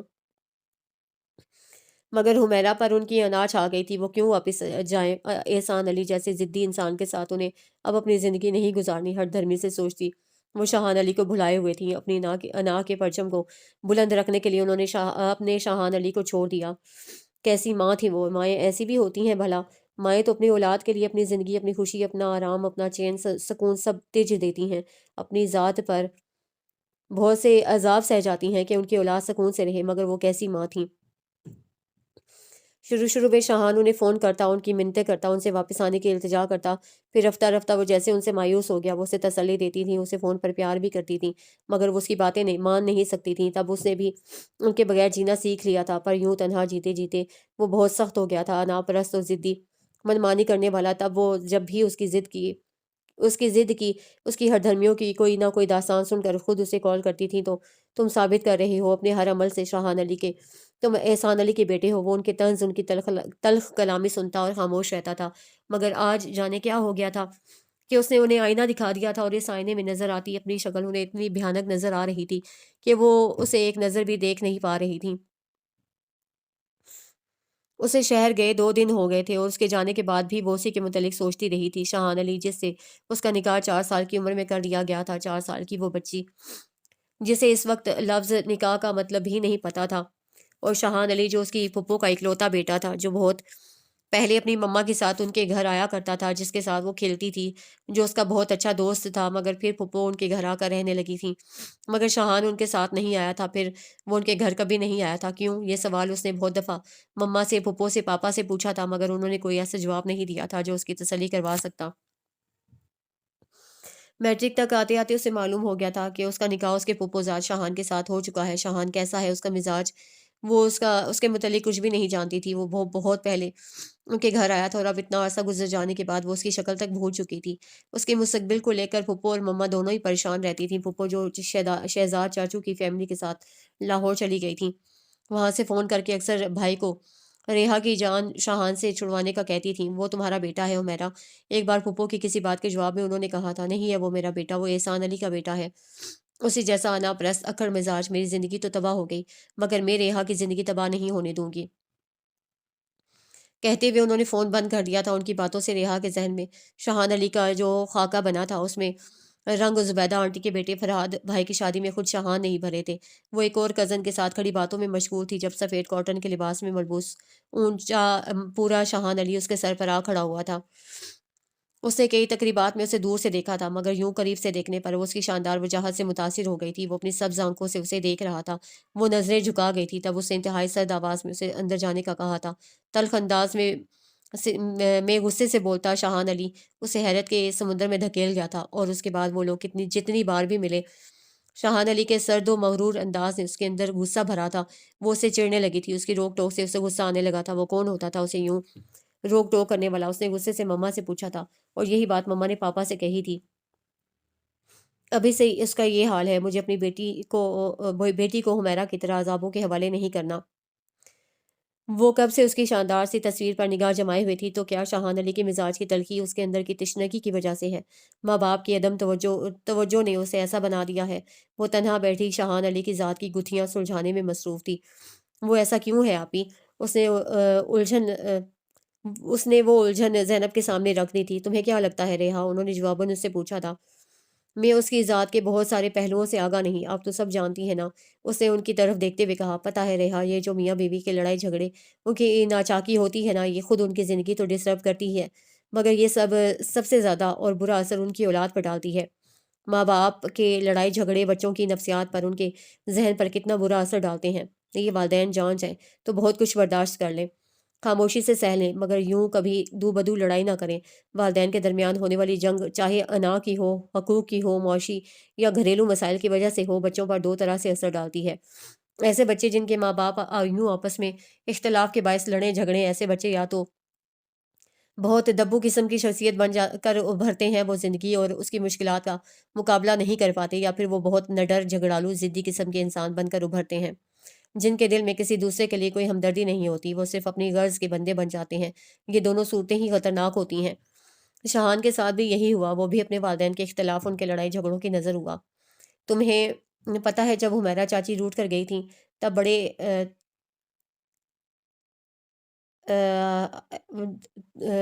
احسان چاچو کو اتنا سمجھایا تھا، تب بڑے ابا نے احسان چاچو کو اتنا سمجھایا تھا کہ وہ چاچی کو منا کر لے آئیں، مگر وہ ضد پر اڑ گئے تھے کہ خود گئی ہے خود ہی آئے، اور بیوی کو کیا حق کہ وہ شوہر سے یوں ضد لگائے۔ کاش وہ یوں ضد نہ باندھتے یا چاچی ہی کچھ صبر برداشت سے کام لیتی تو آج شاہان کی شخصیت اتنے الجھاؤ کا شکار نہ ہوتی۔ انا کی زمین پر رہنے والوں، چلنے والوں، ٹھہرنے والوں، انا کی زمین پر اونچا سا محل بنانے والوں، اپنی سوچ کے کسی خیال میں یہ بھی رکھنا، انا کی زمین پر گھر بنانے والوں کو اس میں تنہا ہی رہنا پڑتا ہے، اپنا سارا جیون اکیلے ہی جینا پڑتا ہے۔ انا کی زمین پر محبت کا بیج بونے والوں، اپنی سوچ کے کسی خیال میں یہ بھی رکھنا، انا کی زمین پر لگے محبت کے پیڑ پر وصل کا پھول کبھی نہیں کھلتا۔ سو اگر تنہا نہیں رہنا ہے، اکیلے نہیں جینا ہے، وصل کا پھول کھلانا ہے تو، دیا کوئی جلانا ہے تو، اپنے انتظار کو لا حاصل ہونے سے بچانا ہے تو، انا کی زمین کو چھوڑ کر محبت کی زمین پر آنا ہوگا۔ میں اور میں کا کھوکھلا نعرہ چھوڑ کر میں اور تم کا گیت سہانا گانا ہوگا۔ عجیب سے دن آ گئے تھے، خشک اور بیزاری بھرے دن، جب سورج کے ڈوبنے کی بہت جلدی ہوتی ہے، جب شام ڈھلتے ہی سیاہ تاریکی ہر چیز اپنی لپیٹ میں لے لیتی ہے، جب انسان خواہ ہی اداس پھرنے لگتا ہے۔ وہی دن تھے، اداسی بھرے دن، اور سلگتی شامیں، وہ بہت خاموش سی بیٹھی پتوں کو درختوں سے جدا ہوتا دیکھ رہی تھی۔ یہی پتے جب سبز تھے تو درخت نے کیسے اپنے وجود سے لگا کر رکھے تھے، اور جیسے ہی خشک ہوئے تھے کیسے گرا دیا تھا۔ زمین پر قدموں تلے یہ خشک پتے اس کی اداسی میں اضافہ کر رہے تھے۔ کون عمر بھر کسی کا ساتھ دیتا ہے فراز، خشک پتوں کو تو درخت بھی گرا دیتے ہیں۔ شام گہری ہونے لگی تو وہ اٹھ کر اندر آ گئی تھی، اور اسی رات زینب آپی نے چائے کا گھونٹ بھرتے ہوئے شاہان کو یاد کیا تھا۔ شاہان کو گئے کتنے دن ہو گئے؟ 12 دن۔ ان کی بات پر بے اختیار ہی اس کی زبان سے نکلا تو وہ خود بھی ٹھٹک کر رہ گئی تھی۔ یہ اس نے کب سے اس کے جانے کے دن گننے شروع کر دیے تھے؟ اسے خفگی سے اپنے دل سے پوچھا تھا۔ وہ بیڈ کے وسط میں اس کی تصویر رکھی اس پر اپنی نگاہ جمائے ہوئے تھی جب زینب آپی نے اندر جھانکا۔ ایک بات پوچھوں؟ وہ قریب آ کے بیٹھ گئی تھیں، اس نے آنکھیں اٹھا کر انہیں دیکھا تھا۔ شاہان کے بغیر اداس ہو؟ ان کے سوال پر وہ نظر جھکا کر رہ گئی۔ ایک بات کہوں ریحا، محبت کرو نا تو پھر اسے نبھانے کا ڈھنگ بھی آنا چاہیے۔ محبت احسان چاچو اور حمیرہ چاچی نے بھی کی تھی مگر اسے نبھا نہ پائے، مگر تم اسے نبھانا۔ اسے سر اوپر اٹھا کر انہیں دیکھا تھا۔ محبت کر تو ہر کوئی لیتا ہے مگر اسے نبھاتا کوئی کوئی ہے، تم ان کوئی میں شامل ہو جانا۔ ان کی کالی آنکھوں میں یکدم نمی بھری تھی۔ پتہ نہیں اپنی محبت کے آشکار ہونے پر یا اپنی بے بسی پر۔ آپ کو کیا لگتا ہے وہ کبھی بدل سکتا ہے؟ بہت یاسیت سے اس نے سوال کیا تھا۔ وہ ہولے سے مسکرائیں۔ یہ جو محبت ہوتی ہے نا، اس میں دونوں صورتیں ممکن ہیں، تبدیل ہونے یا تبدیل کرنے کی۔ محبت میں یا تو آپ خود ایسے بن جاتے ہیں جیسا آپ کا محبوب آپ کو دیکھنا چاہتا ہے، یا پھر آپ اپنی محبت سے دوسرے کو تبدیل کر لیتے ہیں جیسا آپ اسے دیکھنا چاہتے ہیں۔ محبت تو انسان سے بہت کچھ کروا سکتی ہے اور کروا لیتی ہے، بس انسان کو محبت کرنے کا فن آنا چاہیے۔ وہ آج بہت دنوں بعد واپس آیا تھا، وہ بھی بڑے ابا کے اصرار پر، اور اس بار وہ اسے اپنے ساتھ لے کر جا رہا تھا، اور اس بات پر بڑے ابا اور زینب آپی کے ساتھ ساتھ وہ خود بھی بے حد خوش تھی۔ زینب آپی نے اسے ساتھ لگا کر چپکے سے کہا تھا، عورت اگر چاہے نا مرد کو اپنی مٹھی میں قید کر سکتی ہے، تم بس صبر اور حوصلے کے ساتھ اسے جیتنے کی کوشش کرنا۔ اسے اس بات میں سر ہلایا اور گاڑی میں آ بیٹھی تھی۔ اسے شاہان ملا آئے تقریباً ہفتہ ہو گیا تھا۔ ایک بار جا کر وہ مما پاپا اور نیہا سے بھی مل آئی تھی۔ روتی ہوئی مما کو اس نے بڑے حوصلے اور ضبط کے ساتھ اطمینان دلانے کی کوشش کی تھی کہ وہ اپنے نصیب کے لکھے کو دل سے قبول کر چکی ہے۔ پورا دن سرفراز ولا میں گزار کر وہ واپس شاہان ولا آ گئی تھی۔ شاہان علی کی اپنی مصروفیات تھیں، وہ صبح کا گیا رات کو آتا تھا۔ ریحا سے اس کا رویہ بہت لیا دیا اور بے نیازانہ تھا، وہ جیسے اسے یہاں لا کر بھول گیا تھا۔ البتہ احسان علی اس کے ساتھ بہت محبت اور شفقت سے پیش آتے تھے۔ وہ باتھ روم میں تھا، ریحا نے اس کے کپڑے نکال دیے تھے۔ وہ اس کے کپڑوں کا، اس کے کھانے پینے کا، اس کی ضروریات کا خیال رکھنے کی پوری کوشش کرتی تھی۔ وہ اس کی ٹائی ڈریسنگ ٹیبل پر رکھ رہی تھی جب وہ باہر آیا تھا۔ ریحا کے ہاتھ میں اس کی ٹائی تھی جو اسے جپٹی تھی۔ میری کسی بھی چیز کو ہاتھ لگانے یا میرے معاملات میں دخل دینے کی ضرورت نہیں، درستی سے کہتا وہ پلٹ گیا تھا۔ تب وہ آنسو پیتی آ گئی تھی۔ جتنا وہ نرمی سے پیش آ رہی تھی وہ اتنا ہی تلخ ہوتا جا رہا تھا۔ کھانے کی میز پر وہ تینوں موجود تھے۔ میں نے آج فرسٹ ٹائم بریانی بنائی ہے، آپ ٹرائی کر کے بتائیں کیسی بنی ہے۔ اس نے گرم گرم چاولوں سے بھری ڈش ٹیبل پر دھری تھی۔ ہماری بیٹی نے بنائی ہے تو اچھی ہی ہوگی، احسان صاحب نے مسکرا کر کہا تھا۔ اپنی پلیٹ میں ڈالنے کے بعد انہوں نے شاہان کی پلیٹ میں ڈالنا چاہا تھا، پھر اسے ہاتھ اٹھا کر روکا تھا اور پھر صفیہ کو پکارا تھا۔ کچھ اور بنا ہوا ہے؟ اس کے پوچھنے پر صفیہ نے اس بات میں سر ہلایا تھا۔ جی سبزی بنی ہوئی ہے، اور ٹھیک ہے میرے لیے وہی لے آؤ، ساتھ میں ایک دو روٹیاں بنا لینا۔ وہ جی اچھا کہہ کر چلی گئی تھی۔ ریحا اور احسان صاحب خاموشی سے بیٹھے رہ گئے تھے۔ وہ آج پھر بیٹے میں وہ آج پھر پینے میں مصروف تھا۔ ریحا اسے دیکھ دیکھ کر کڑ رہی تھی، ایک کے بعد دوسرا گلاس چڑھاتے۔ انہیں جانے کس بات سے فرار چاہ رہا تھا یا کون سا غم غلط کرنے کی کوشش میں تھا۔ اسے تیسرا گلاس بھرتے دیکھ کر اس سے صبر نہیں ہو سکا تھا، تبھی بستر سے اٹھ کر اس کے ہاتھ میں تھاما ہوا گلاس چھیننے کی کوشش کی تھی۔ شاہان نے بہت حیرت اور پھر غیظ سے اسے دیکھا تھا۔ اپنی حد میں رہو، اس نے بے انتہا غصے سے کہا تھا۔ حد کراس کرنا بھی آپ ہی سے سیکھا ہے۔ وہ بے خوفی سے بولی تھی۔ آج وہ اس کے غصے سے ڈری نہیں تھی۔ ٹھیک ہے وہ اس پر غصہ کرے گا، چلائے گا، تو وہ اپنا یہ شوق پورا کر لے، مگر اسے یہ زہر اپنے اندر اتارنے نہیں دے گی۔ کیا چاہتی ہو؟ سرخی چھلکاتی آنکھیں اس کے چہرے پر ٹکی تھیں۔ آپ کو کیا لگتا ہے؟ وہ اس کے قریب بیٹھتے ہوئے اس کی آنکھوں میں دیکھنے لگی۔ میں نے پوچھا کیا چاہتی ہو؟ شاہان علی نے اپنی آنکھیں چرا لی تھیں۔ آپ کیا چاہتے ہیں؟ پتہ نہیں اس میں اتنی ہمت کہاں سے آ گئی تھی۔ وہ سوال کے بدلے سوال کر رہی تھی۔ میں چاہتا ہوں تم ایک پل میں یہاں سے میری نظروں سے دور ہو جاؤ، گھن آتی ہے مجھے تم سے۔ شاہان کی بات نے اسے دکھ کی دلدل میں دھکیل دیا تھا، پر اس نے ہمت نہیں ہاری تھی۔ میرے نزدیک آنے سے آپ کو گھن آتی ہے، اور وہ جس سے کوئی تعلق نہیں، وہ 2 ٹکے کی عورت، وہ سب جانتی تھی۔ وہ چونکا نہیں۔ ہاں وہ 2 ٹکے کی عورت تم سے بہتر ہے، پتہ ہے کیوں؟ اس کا چہرہ اپنے دائیں ہاتھ سے جکڑ کر اس نے اپنے بے حد قریب کرتے ہوئے پھنکار کر کہا، کیونکہ وہ تمہاری طرح منافق نہیں ریحا علی۔ اس کا باطن بھی اس کے ظاہر جیسا ہے۔ اور کیا سمجھتی ہو تم؟ یوں اپنا ظاہر بدل کر تم میرے دل میں کوئی جگہ بنا سکتی ہو؟ کبھی سوچنا بھی مت۔ ایک جھٹکے سے اسے چھوڑتا وہ اٹھ کر باہر نکل گیا تھا، اور پیچھے اپنے دکھوں پر، اپنی بے وقوفی پر رونے کے لیے وہ تنہا رہ گئی تھی۔ آج پھر وہ ہاسا واپس آیا تھا۔ وہ سامنے ہی کھڑے اس کے واپس آنے کے منتظر تھے۔ کیوں کر رہے ہو ایسا شاہان؟ اس کے روبرو کھڑے ہوئے انہوں نے پوچھا تھا۔ اسے کندھے جھٹکے، پتہ نہیں، جس طرح تم کر رہے ہو نا، ایسے کامیابی نہیں صرف تباہی اور بربادی مقدر بنتی ہے۔ وہ تلخ سے انداز میں مسکرایا تھا۔ کامیابی کی چاہ بھی کسے ہے؟ وہ تمہاری ہر زیادتی کے باوجود تمہاری منتظر ہے شاہان، مت اذیت دو اسے۔ انہوں نے بہت تھکے ہوئے انداز میں کہا تھا۔ میں نے ایک بار پہلے بھی آپ سے کہا تھا، ایسی باتیں آپ کے منہ سے اچھی نہیں لگتی بابا جان۔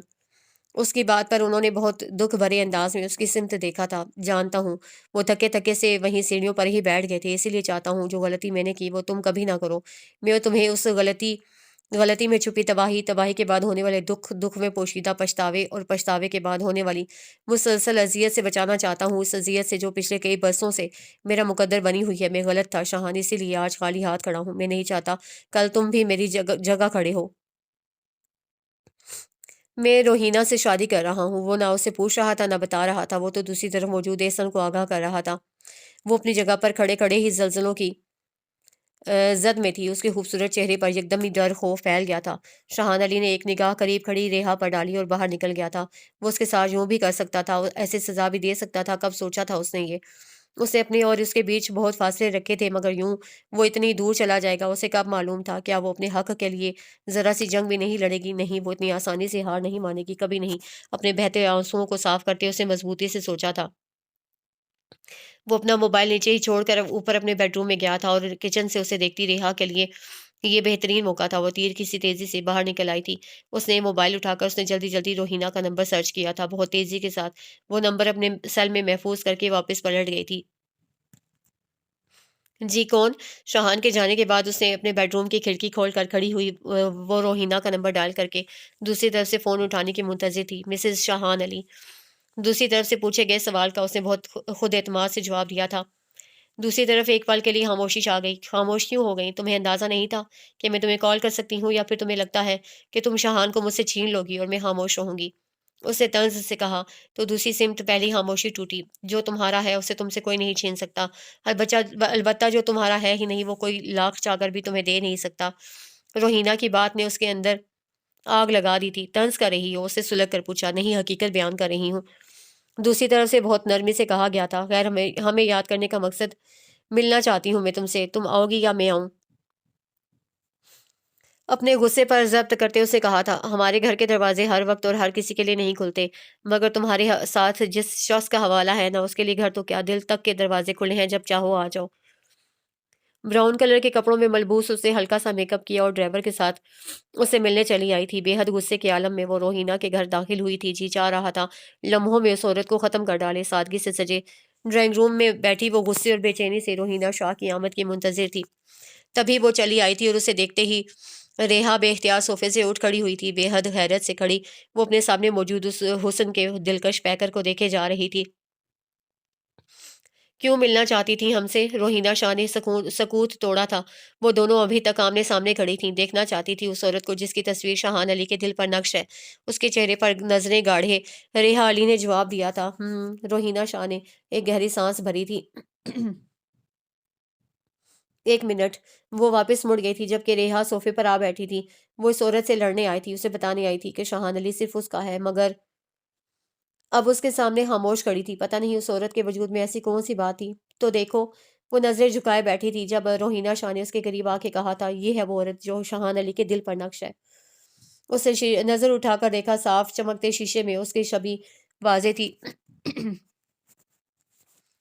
وہ پہلے حیران ہوئی، پھر اداسی سے مسکرائی۔ اگر میں اتنی بانصیب ہوتی تو آج یہاں تمہارے سامنے نہ بیٹھی ہوتی، اداسی سے کہتی وہ ایک لمحے کے لیے خاموش ہوئی تھی۔ اس کو ہر جگہ بس تم ہی نظر آتی ہو، تبھی تو میرا ہوتے بھی وہ میرا نہیں، میں اس کی بیوی ہوں، اور اسے مجھ سے گھن آتی ہے۔ پتہ نہیں وہ اس عورت سے اپنے دکھ کیوں بانٹنے لگی تھی، اس عورت سے جو اسے شاہان علی کو چھیننے کے در پہ تھی۔ تم سے گناہ کا رشتہ ہے، پھر بھی۔ ایک منٹ۔ خاموشی سے اس کی بات سنتی روہینہ شاہ تڑپ اٹھی تھی۔ ایک بات ابھی سے ذہن نشین کر لو ریحا علی، تمہارا شوہر سب کچھ ہو سکتا ہے پر بد کردار نہیں ہے، اور جہاں تک بات ہے اس کے دل کی تو وہ صرف تم سے محبت کرتا ہے۔ روہینہ کی بات پر وہ تلخی سے مسکرائی، اسی لیے تم سے شادی کر رہا ہے۔ نہیں ریحا علی، شاہان علی ہمارے دل کے شہنشاہ ہیں، وہ پارس ہیں جو ہمارے ہو جاتے ہیں، یہ ہمیں چھو لیتے تو ہم سونا بن جاتے۔ ہم تو مٹی کے بنے ہیں، ہمیں مٹی ہی رہنا ہے، وہ ہمارے دل میں ضرور بستے ہیں پر ہمارا نصیب نہیں۔ سامنے بیٹھی عورت کے الفاظ پر اس نے بے اختیار اپنی آنکھیں بھیگتی محسوس کی تھیں۔ پھر وہ مجھ سے اتنی نفرت کیوں کرتا ہے؟ بہت ہارا ہوا انداز تھا اس کا۔ نفرت کہاں کرتا ہے؟ ہاں البتہ محبت میں بدگمان ہے، اور انسان جب محبت میں بدگمان ہو جاتا ہے نا، تو پھر اس کا رویہ، اس کا انداز نفرت کرنے والوں سے بھی سخت ہو جاتا ہے۔ اس کے دل پر بدگمانی کی دھند پھیلی ہوئی ہے۔ جس دن تم اسے صاف کر لو گی، دیکھنا اس شیشے کی طرح صاف ہوگا۔ تم روہینہ سے ملنے گئی تھی؟ بہت کڑے تیوروں کے ساتھ کھڑا وہ پوچھ رہا تھا۔ ہاں، اس کی ہاں بہت واضح تھی۔ کیوں؟ اس کی ہاں نے شاہان علی کے غضب میں اضافہ کیا تھا۔ کیونکہ وہ میرا گھر لوٹنا چاہتی ہے، میرا آشیاں بکھیرنا چاہتی ہے، اور میں ایسا ہونے نہیں دوں گی۔ اس کی بات نے شاہان کے غصے سے تنے چہرے پر تلخی پھیلی تھی۔ تو یہ گھر ہے؟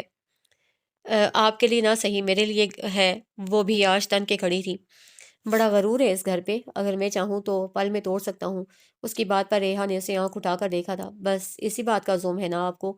یہ بھی کر کے دیکھیں۔ وہ کچھ کہنے لگا تھا جب اس کے ہاتھ میں تھاما سیل بج اٹھا تھا۔ ہاں آتا ہوں کہہ کر اس نے سیل بند کیا اور باہر کی طرف قدم بڑھائے۔ جب اس کے سامنے آ کھڑی ہوئی تھی وہ ٹھٹکا تھا۔ کتنا عرصہ ہو گیا تھا اس شخص کی بے اتنائیاں خفگیاں سہتے، بس اور نہیں اسے پتہ تو چلے وہ اسے کس بات کی سزا دے رہا ہے۔ میں نے کہا راستے سے ہٹو۔ غصے سے شاہان علی نے دروازے کے سامنے کھڑی ریحا علی کو دیکھا تھا۔ نہیں ہٹوں گی۔ وہ بھی آج ہٹیلے پن پر اتری ہوئی تھی۔ وہ میرے راستے سے ہٹو بد کردار عورت۔ بہت غصے سے اسے دروازے کے سامنے سے ہٹاتا وہ چیخا تھا، بد کردار؟ بد کردار عورت؟ میں بد کردار ہوں؟ میں بد کردار؟ وہ لپک کر پھر اس کے سامنے آئی تھی۔ کیوں؟ کس لیے آپ نے مجھ پر یہ الزام لگایا؟ حیرت کی شدت سے اس کی آواز کانپ رہی تھی۔ بتائیں شاہان۔ آنسو اس کی آنکھوں سے بہت شدت سے گر رہے تھے۔ اپنے اندر جھانکو، سارے جواب مل جائیں گے۔ نفرت انگیز لہجے میں اس نے طنز سے کہہ کر اپنے قدم بڑھائے تھے۔ آپ نے ایسا کیوں کہا؟ شاہان، میرا ماضی تو کسی صاف آئینے کی طرح آپ کے سامنے ہے، میرا وجود، میرا دل، سب پر بس آپ کا اختیار ہے۔ پھر کیوں کہا آپ نے ایسا؟ روتے ہوئے وہ پھر سے اس کے سامنے کھڑی پوچھ رہی تھی۔ اچھا تو پھر جیزی کون تھا؟ بہت تلخ سے انداز میں اسے کہا تو اس کے قدم لڑکھڑائے تھے۔ جیزی؟ اس نے حیرت سے دہرایا۔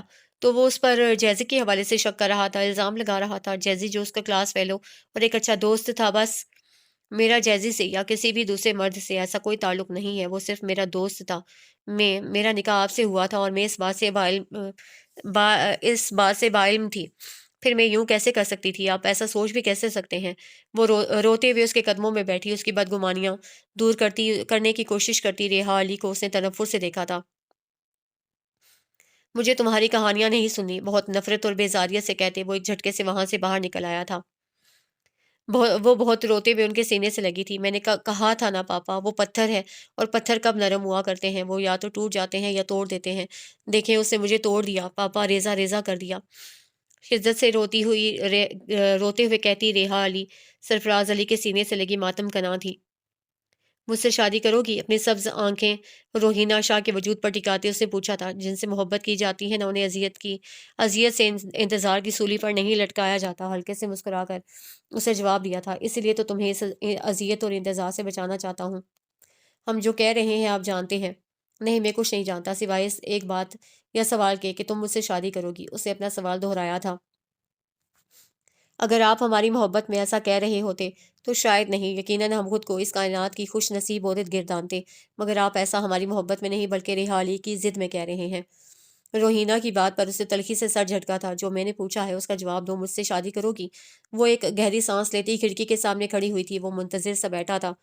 نہیں، باوجود اس کے آپ کے ہماری ذات پہ بے تحاشا احسانات ہیں، آپ کی وجہ سے ہی ہم آج یہاں اس گھر میں محفوظ ہیں۔ آپ نے جس طرح اس شیخ سے ہماری عزت بچا کر ہمیں یہاں نہ صرف پناہ دی بلکہ بہت عزت سے رکھا، ہم اگر تمام عمر آپ کے قدموں میں بیٹھے رہے تب بھی آپ کے احسانات نہیں چکا سکتے۔ باوجود اس کے ہمارے دل کے پہلے اور آخری مہمان آپ ہیں۔ آپ سے پہلے اور آپ کے بعد بھی کوئی ہمارے دل کے بند در کبھی نہیں کھول پائے گا، اس کے باوجود بھی نہیں۔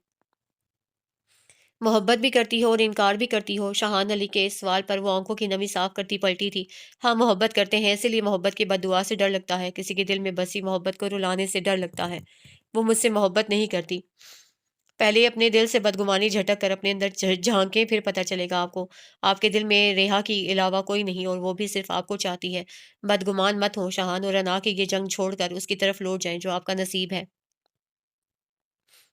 گاڑی ڈرائیو کرتے ہوئے اس کا ذہن مختلف سوچوں کی آماجگاہ بنا ہوا تھا۔ مختلف اوقات میں مختلف لوگوں کی کئی باتیں دماغ میں گونجتی اس کے اضطراب میں اضافہ کر رہی تھیں۔ وہ تمہاری منتظر ہے شاہان، اس کے انتظار کو طول مت دو۔ بابا کی آواز ذہن میں گونجی، اسے سر جھٹک کر کسی سوچ سے پیچھا چھڑانے کی کوشش کی تھی۔ وہ تم سے محبت کرتی ہے شاہان، جبھی تو اتنی آسانی سے یہاں ایڈجسٹ ہو گئی ہے، ورنہ تمہیں کیا لگتا ہے وہ تمہارے خوف کی وجہ سے یہاں ہے؟ آپ ہی نے بہت پہلے کہا تھا، اور اس نے بے حد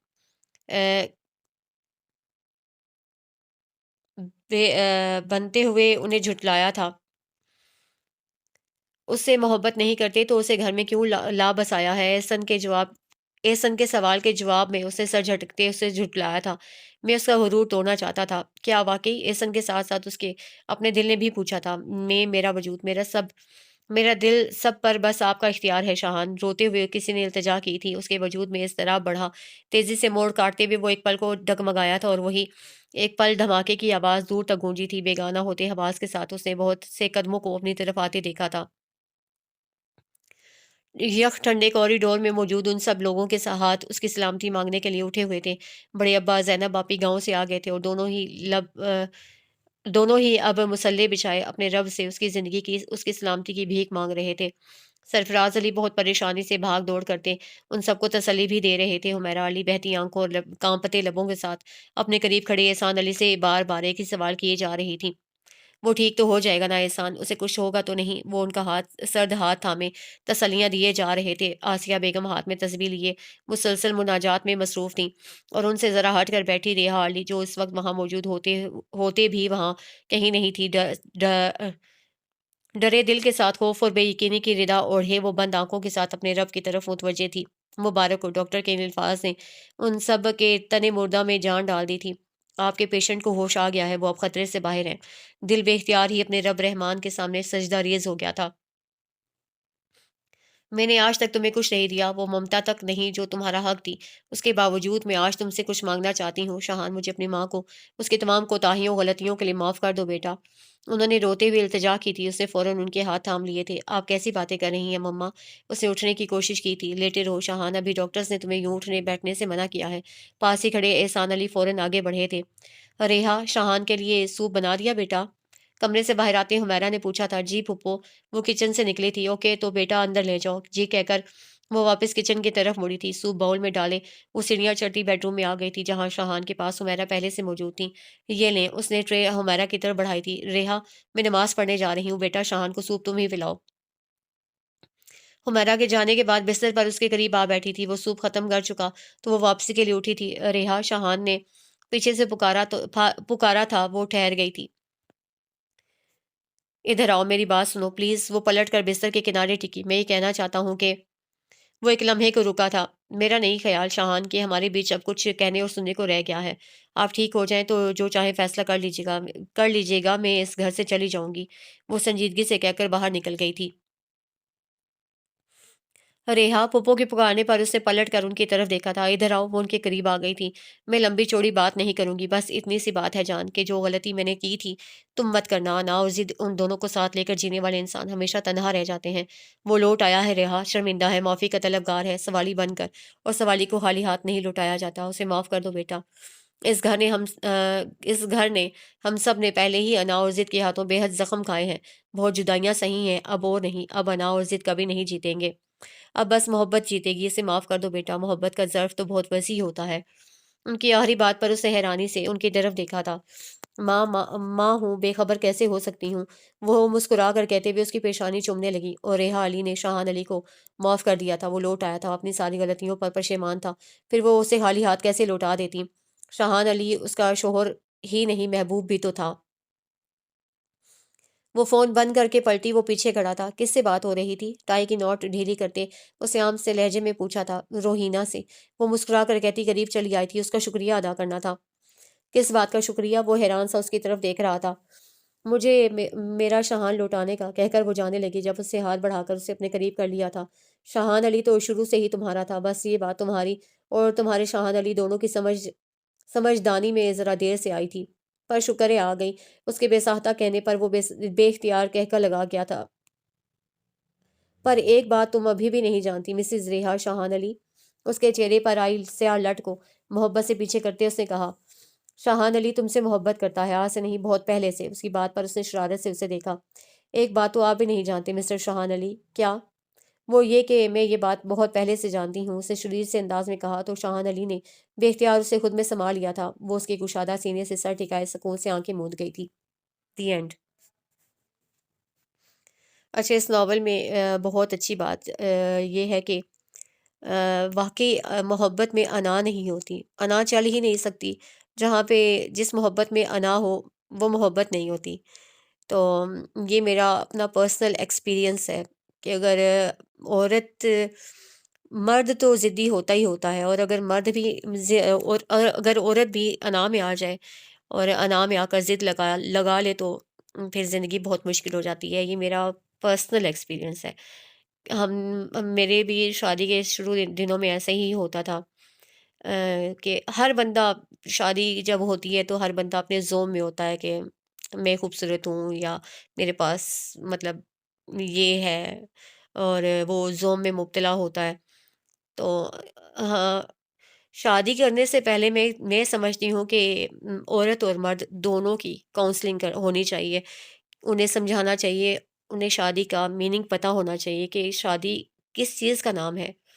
सब्र, बर्दाश्त, हिम्मत का नाम है शादी, तहम्मुल का नाम है शादी। और जिस रिश्ते में सब्र, बर्दाश्त और तहम्मुल ना हो, अना ही अना हो, ज़िद ही ज़िद हो, वो रिश्ते नहीं चलते। तो जब मैंने भी अपने रिश्ते को समझना शुरू किया और सब्र, बर्दाश्त से काम लिया, तहम्मुल से काम लिया, और निकाह एक ऐसी चीज़ है जो एक ऐसा अमल है, सुन्नत है हमारे प्यारे नबी की कि वो आपको दोनों फ़रीक़ैन के दिलों में ना मोहब्बत डाल देती है। और जब मोहब्बत आ जाती है जिस दिल में, सच्ची मोहब्बत आ जाती है, वो आपकी अच्छाइयाँ और बुराइयाँ दोनों एक्सेप्ट करती है। तो यही बात है कि प्लीज़ मोहब्बत करते हैं तो उसे निभाएँ, निभाएँ, उसको सब्र से निभाएँ, उसको तहम्मुल से निभाएँ, एक-दूसरे को समझें। ज़िद और अना के चक्कर में मत पड़ें, मत पड़ें, मत पड़ें, बच्चों की ज़िंदगी ख़राब हो जाती है।